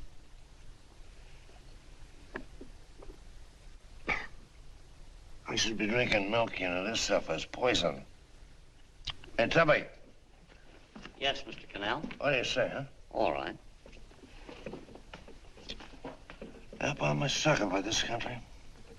I'm a sucker for the Star-Spangled Banner, and I'm a sucker for this country. I like what we got here. I like it. A guy can say what he wants and do what he wants without having a bayonet shoved through his belly. And that's all right, huh? You betcha. Yeah. Well, we don't want anybody coming around changing that, do we? No, sir. No, sir. And when they do, I get mad. I get boiling mad. And right now, John, I'm sizzling. I get mad for a lot of other guys besides myself. I get mad for a guy named Washington, and a guy named Jefferson, and Lincoln. Lighthouses, John. Lighthouses in a foggy world. You know what I mean? Yeah, you bet. Listen, pal, this fifth column stuff is pretty rotten, isn't it? Yeah, it certainly is. And you'd feel like an awful sucker if you found yourself marching right in the middle of it, wouldn't you? You. Of course, you wouldn't know it because you're gentle. But that's what you're doing. You're mixed up with a skunk, my boy. A no-good, dangerous skunk. Say, you're not talking about Mr. Norton, are you? I'm not talking about his grandfather's pet poodle. You must be wrong, Mr. Cannell. Because he's been marvelous about the John Doe clubs. Yeah? Say, you're sold on this John Doe idea, aren't you? Sure. Sure. I don't blame you. So am I. It's a beautiful miracle. A miracle that can only happen right here in the good old USA. And I think it's terrific. What do you think of that? Me, hard-boiled Cannell, and I think it's plenty terrific. All right. Now, supposing a certain unmentionable worm whose initials are DB was trying to use that to shove his way into the White House so he could put the screws on, so he could turn out the lights in those lighthouses. What would you say about that, huh? Nobody's going to do that, Mr. Cannell. They can't use the John Doe clubs for politics. That's the main idea. Is that so? Then what's a big political boss like Hammett doing in town? And a labor leader like Bennett? And a lot of other big shots are up at DB's house right now. Wolves, John. Wolves. Waiting to cut up the John Does. Wait till you get a gander at the speech you're going to make tonight. You're all wet. Miss Mitchell writes those speeches. Nobody can make her write that kind of stuff. They can't, huh? Who do you think writes them? My Aunt Emma? I know she writes them. And gets a big bonus for doing them, too. A mink coat and a diamond bracelet. Don't write them. Why, that gold-grabbing dame would double-cross her own mother for a handful of Chinese yen. Shut up. If you weren't drunk, I'd... Hey, boss. Here's the speech, boss. Hey. Go on and read it, John, and then start sucking. Hey, wait a minute, Mr. Doe. Tubby? Yes, sir. Better bring me a glass of milk. I'm smoking too much. Yes, Charlie? Got everything all set? Fine. John Doe been taken care of? Good. How many people do you think will be there? 15,000? Oh, my, that's fine. Now, listen, Charlie. As soon as John Doe stops talking about me, I want you to start that demonstration. And make it a big one, you understand? Don't worry about that, DB. My boys are there. They'll take care of it. What? Yes, I'll be there 15 minutes after I get your call. Why, Mr. Doe. Where are they? In the dining room, sir.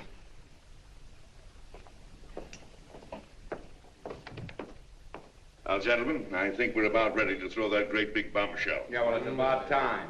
Even a conservative estimate shows that we can count on anywhere between 10 and 20 million John Doe votes. Now, add to that the labor vote that Mr. Bennett will throw in, and the votes controlled by Mr. Hammett and the rest of you gentlemen in your own territories, and nothing can stop us. As I said before, I'm with you, providing you can guarantee the John Doe vote. Don't worry about that. You can count on me on one condition. Little Bennett's got to be taken care of. Didn't I tell you that everybody in this room would be taken care of? My agreement with you gentlemen stands. I'm with you, D.B., but I still think it's a very daring thing we're attempting. These are daring times, Mr. Barrington. We're coming to a new order of things. There's too much talk been going on in this country. Too many concessions have been made. What the American people need is an iron hand. You're right. That's true. You're quite right, D.B. Discipline.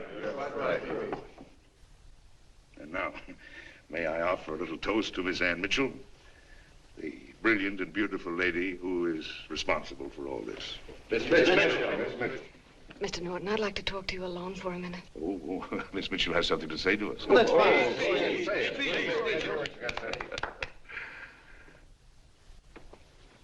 Hello.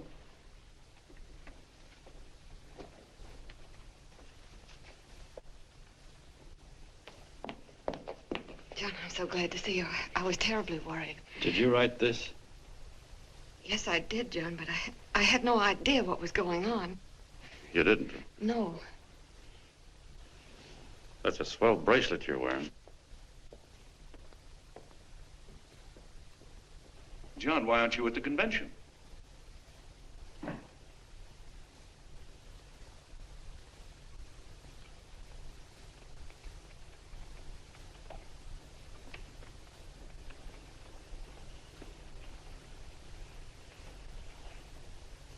Is there anything wrong?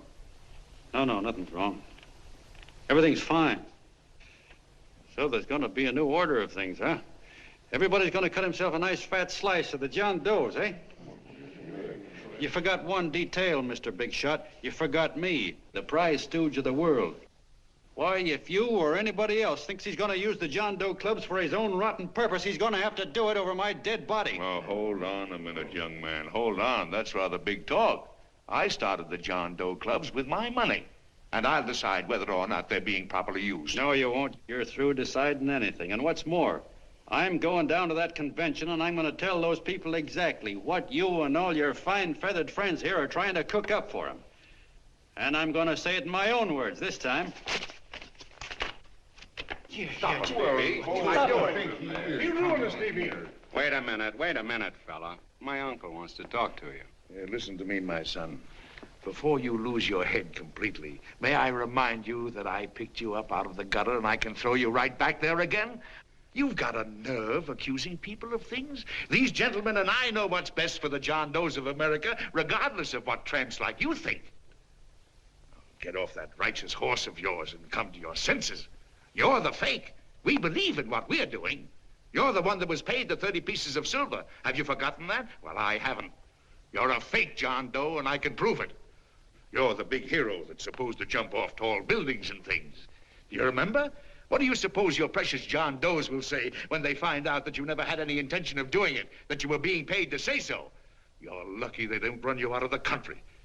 With the newspapers and the radio stations that these gentlemen control, we can kill the John Doe movement deader than a doornail. We'll do it, too, the moment you step out of line. Now, if you still want to go to that convention and shoot your trap off, you go ahead and do it.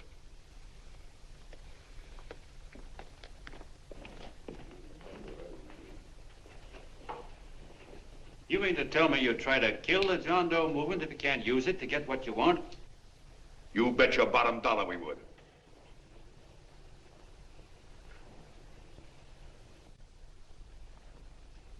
Well, that certainly is a new low. I guess I've seen everything now. You sit there back of your big cigars and think of deliberately killing an idea that's made millions of people a little bit happier. An idea that's brought thousands of them here from all over the country, by bus and by freight and jalopies and on foot, so they could pass on to each other their own simple little experiences. Why, look, I'm just a mug and I know it, but I'm beginning to understand a lot of things. Why, your type's as old as history. If you can't lay your dirty fingers on a decent idea and twist it and squeeze it and stuff it into your own pocket, you slap it down. Like dogs, if you can't eat something, you bury it. Why, this is the one worthwhile thing that's come along. People are finally finding out that the guy next door isn't a bad egg. That's simple, isn't it? And yet a thing like that's got a chance of spreading till it touches every last doggone human being in the world, and you talk about killing it. Why, when this fire dies down, what's going to be left? More misery, more hunger, and more hate. And what's to prevent that from starting all over again? Nobody knows the answer to that one, and certainly not you with those slimy, bollocksed-up theories you got. The John Doe idea may be the answer, though. It may be the one thing capable of saving this cockeyed world. Yet you sit back there on your fat hulks and tell me you'll kill it if you can't use it. Well, you go ahead and try. You couldn't do it in a million years with all your radio stations and all your power. Because it's bigger than whether I'm a fake. It's bigger than your ambitions, and it's bigger than all the bracelets and fur coats in the world. You bet it is, John. And that's exactly what I'm going down there to tell those people. A minute, you ungrateful rat. My uncle's been too good. He's getting away. Give me the bullet. John! I've always told you, D.B., you're playing with dynamite. Which way? All right, now, girl, get away. Before he gets through tonight, he'll ruin us all. I'll stop him cold. Don't worry, I've been ready for this. John! Oh, John, please listen to me. Please, I can explain everything, John. I didn't know what they were going to do. Let me go with you, John. John, please. Go ahead, driver. Pull apart. Explain it to you, John. Please let me go with you. Please. John! Mr. Martin wants to see you. Listen to me, Mayor Lovett. You do as I say. I want them both arrested. You tell the police department to pick up Cannell. I've got the girl here. I've got the bullet. I don't care what you charge him with. If you're worried, let him go in the morning, but keep him in jail overnight. Hello, Bulletin. Put that wire on.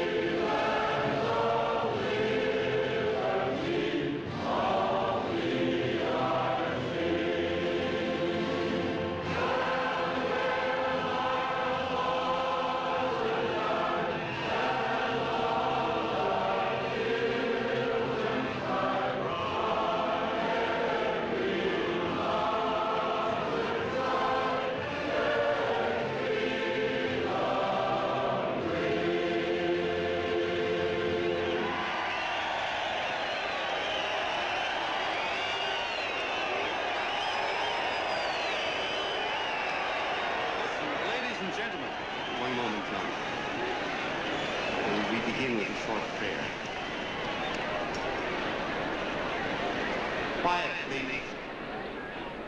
Ladies and gentlemen, let us have a moment of silent prayer for the John Does all over the world, many of whom are homeless and hungry. Rise, please. Everybody rise.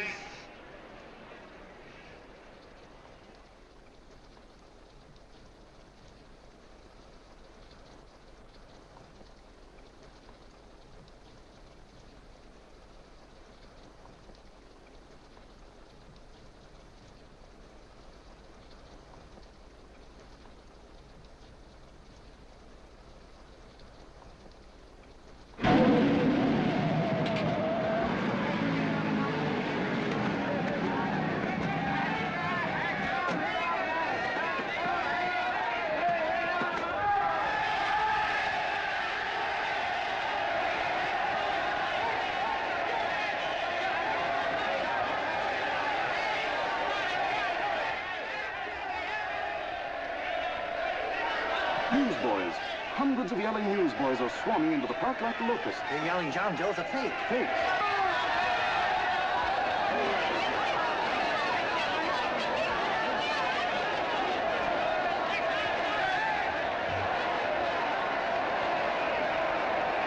Federal investigation urged by Chamber of Commerce. How could he be a fake?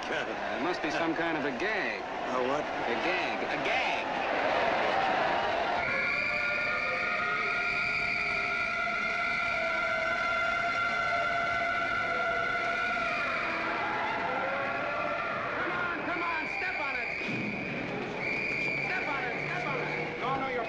so let's get going. Wait for the face. Hey, miss, will you autograph my balloon? Sure.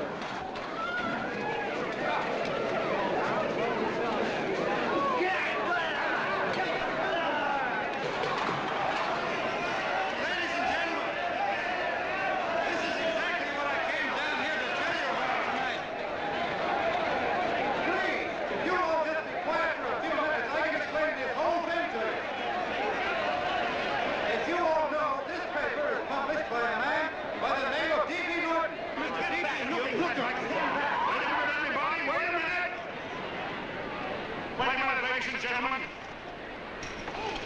my name is D.B. Norton. You all know me. I accuse this man of being a faker. We've been taken for a lot of suckers, and I'm the biggest of the lot.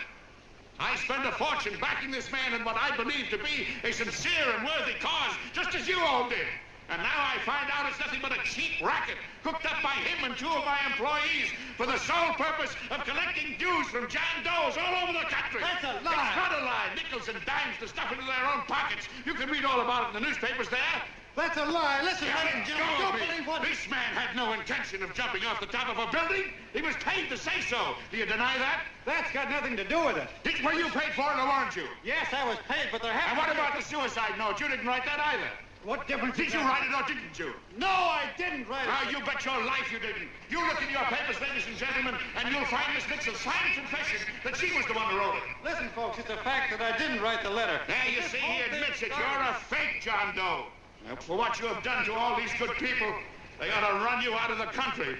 And I hope they do it.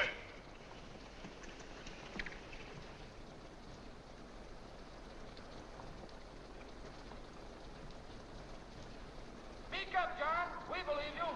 Please, listen, folks. Now that he's through shooting over his face, I've got a couple of things to tell you about. Come on, the rest of you get in here and riot. Break this crowd up. Come on. I'm sorry, folks, but we can't hear him anymore. Something's gone wrong with the loudspeakers. John Doe's a fake! Boo! They can't hear me. Boo! This thing's not working. Ladies and gentlemen.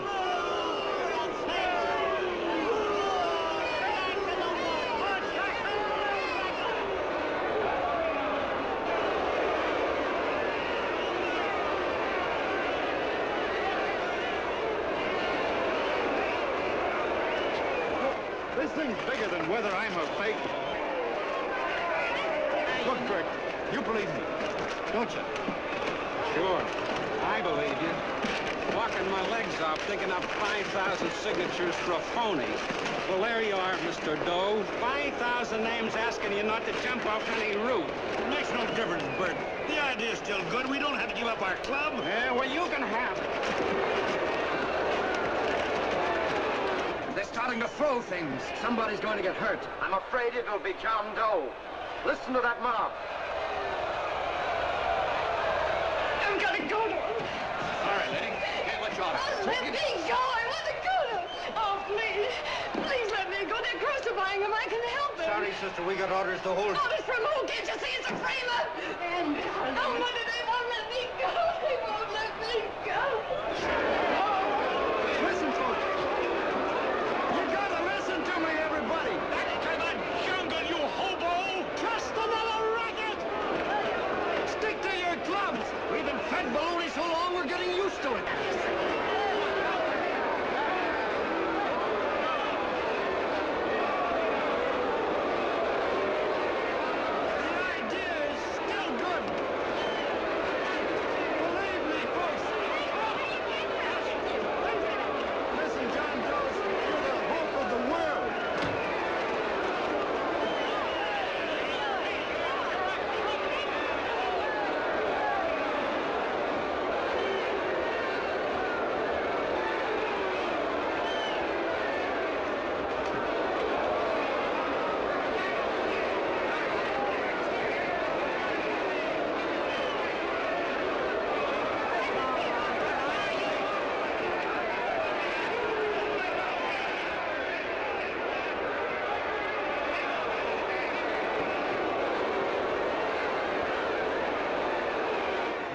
Managed to get him out of the park.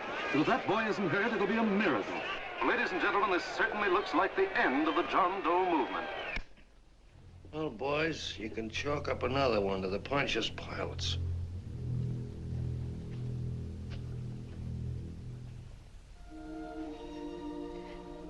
I should have been there.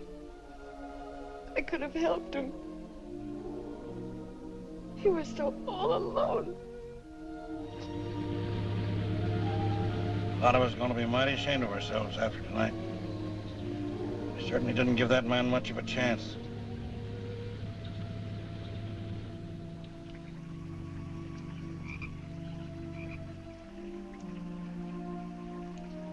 Have some more coffee, Long John? No thanks, Colonel.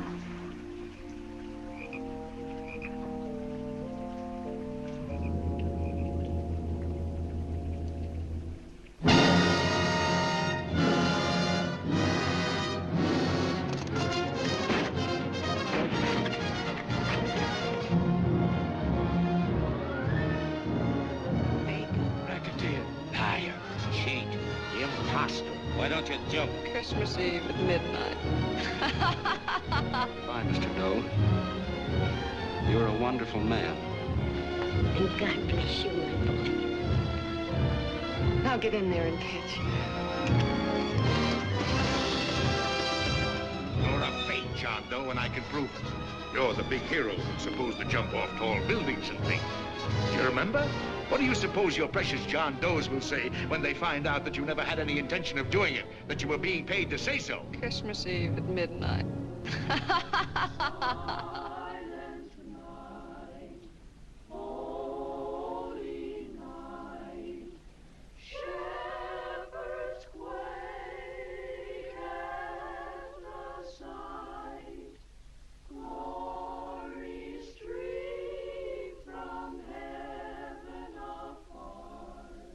Merry Christmas, son. Merry Christmas.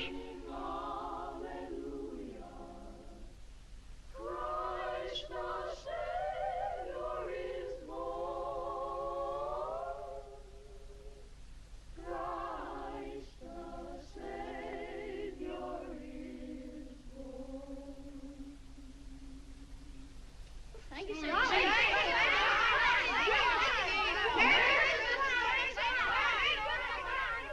Who? John Doe.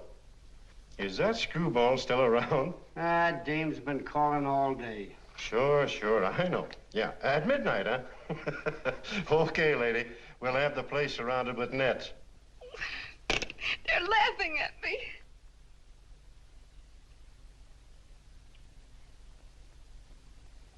You're a sick girl, Anne. You better take it easy. Whom are you calling now? You called that number not 10 minutes ago. Hello, Mr. Cannell. Have you seen him yet? Have you... Now listen, Ann, he can't possibly get in without our seeing him. I'm watching the side door and the colonel's out front, so stop worrying. Oh.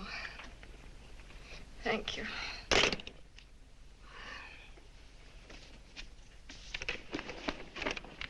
What, Ann? Anne, don't be foolish. If this isn't the craziest, the battiest, the looniest wild goose chase I ever heard of. Shut up, Bert. Sourpuss is right. Yeah, well, if he is, I'm a banana split. That man is going to be on that roof. Don't ask me how I know. I just know, and you know it as well as I do. Sure. I'd like to believe in fairy tales, but a guy that's a fake isn't going to jump off any roof. I don't think he was any fake, not with that face. And anyway, what he stood for wasn't a fake. Okay, honey, okay.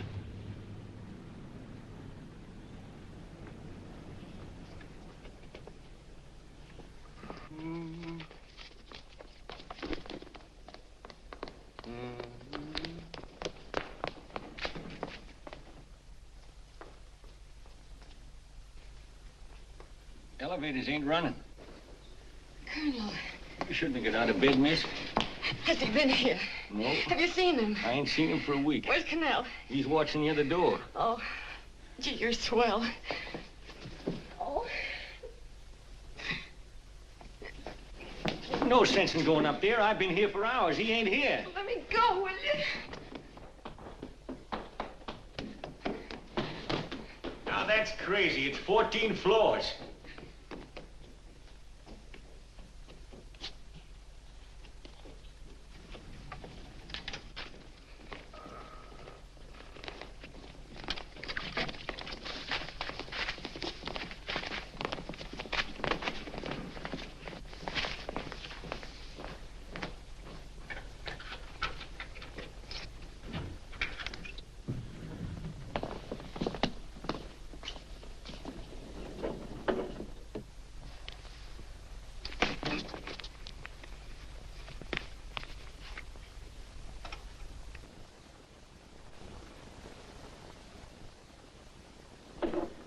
far as the elevator goes. We gotta walk up to the tower.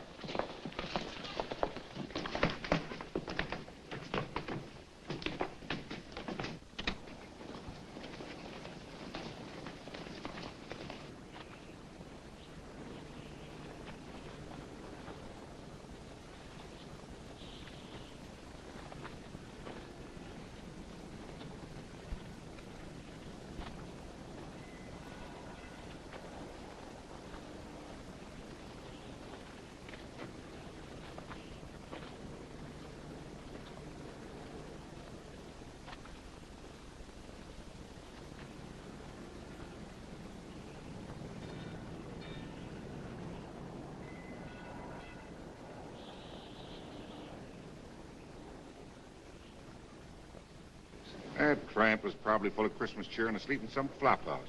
Let's go. I've got to decorate my tree.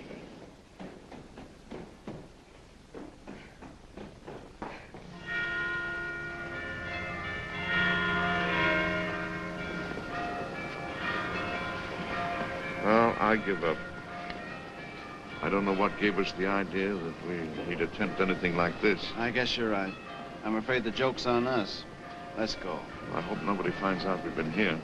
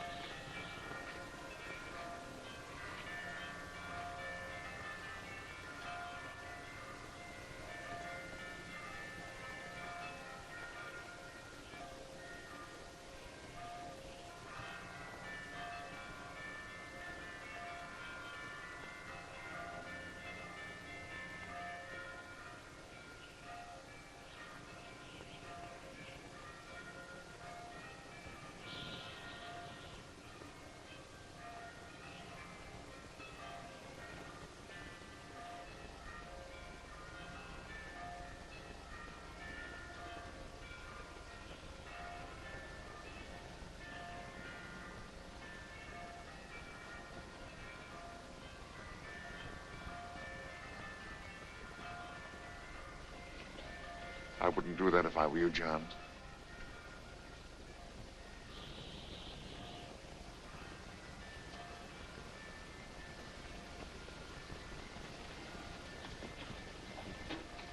It'll do you no good.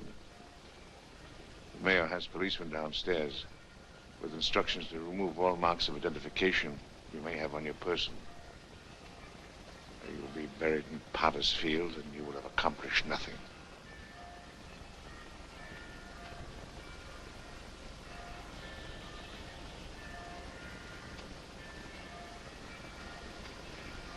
I've taken care of that. I've already mailed a copy of this letter to Mr. Cannell. John, why don't you forget this foolishness? Stop right where you are, Mr. Norton, if you don't want to go overboard with me.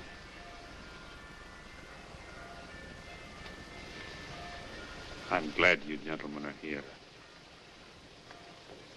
You killed the John Doe movement, all right. But you're going to see it born all over again.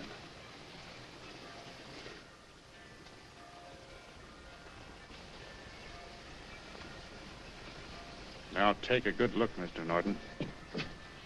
John! John! Oh, John, no, I won't let you. I love you, darling. Oh, please. Please don't give up. We'll start all over again. Just you and I. It isn't too late. The John Doe movement isn't dead yet. You see, John, it isn't dead or they wouldn't be here. It's alive in them. They kept it alive by being afraid of. That's why they came up here. Oh, man killed it was dishonest. But we can start clean now. Just you and I. It'll grow, John, and it'll grow big because it'll be honest this time. Oh, John, if it's worth dying for, it's worth living for. Oh, please, John. Oh. Oh, please, please, God, help me. John, look at me. You want to be honest, don't you? Well, you don't have to die to keep the John Doe idea alive. Someone already died for that once. The first John Doe. And he's kept that idea alive for nearly 2,000 years. It was he who kept it alive in them. And he'll go on keeping it alive forever and always. For every John Doe movement these men kill, a new one will be born. That's why those bells are ringing, John. They're calling to us. Not to give up, but to keep on fighting, to keep on pitching. Oh, don't you see, darling? This is no time to give up. You and I, John, we... Oh, no. No, John. If you die, I want to die, too. Oh, I love you. Oh, John.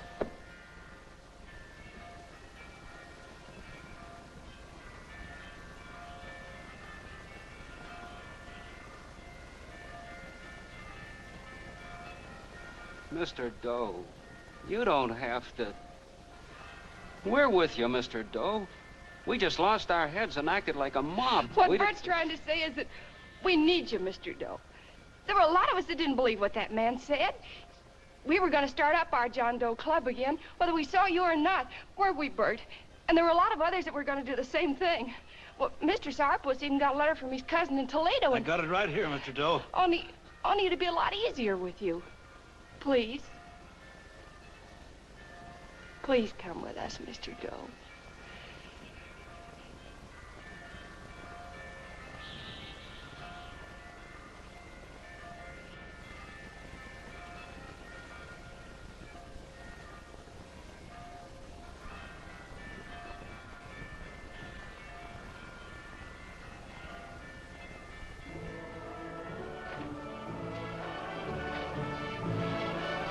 Long John.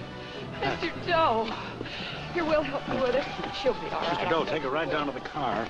And right up. Look, we got a car right down. They are, Norton, the people. Try and lick that.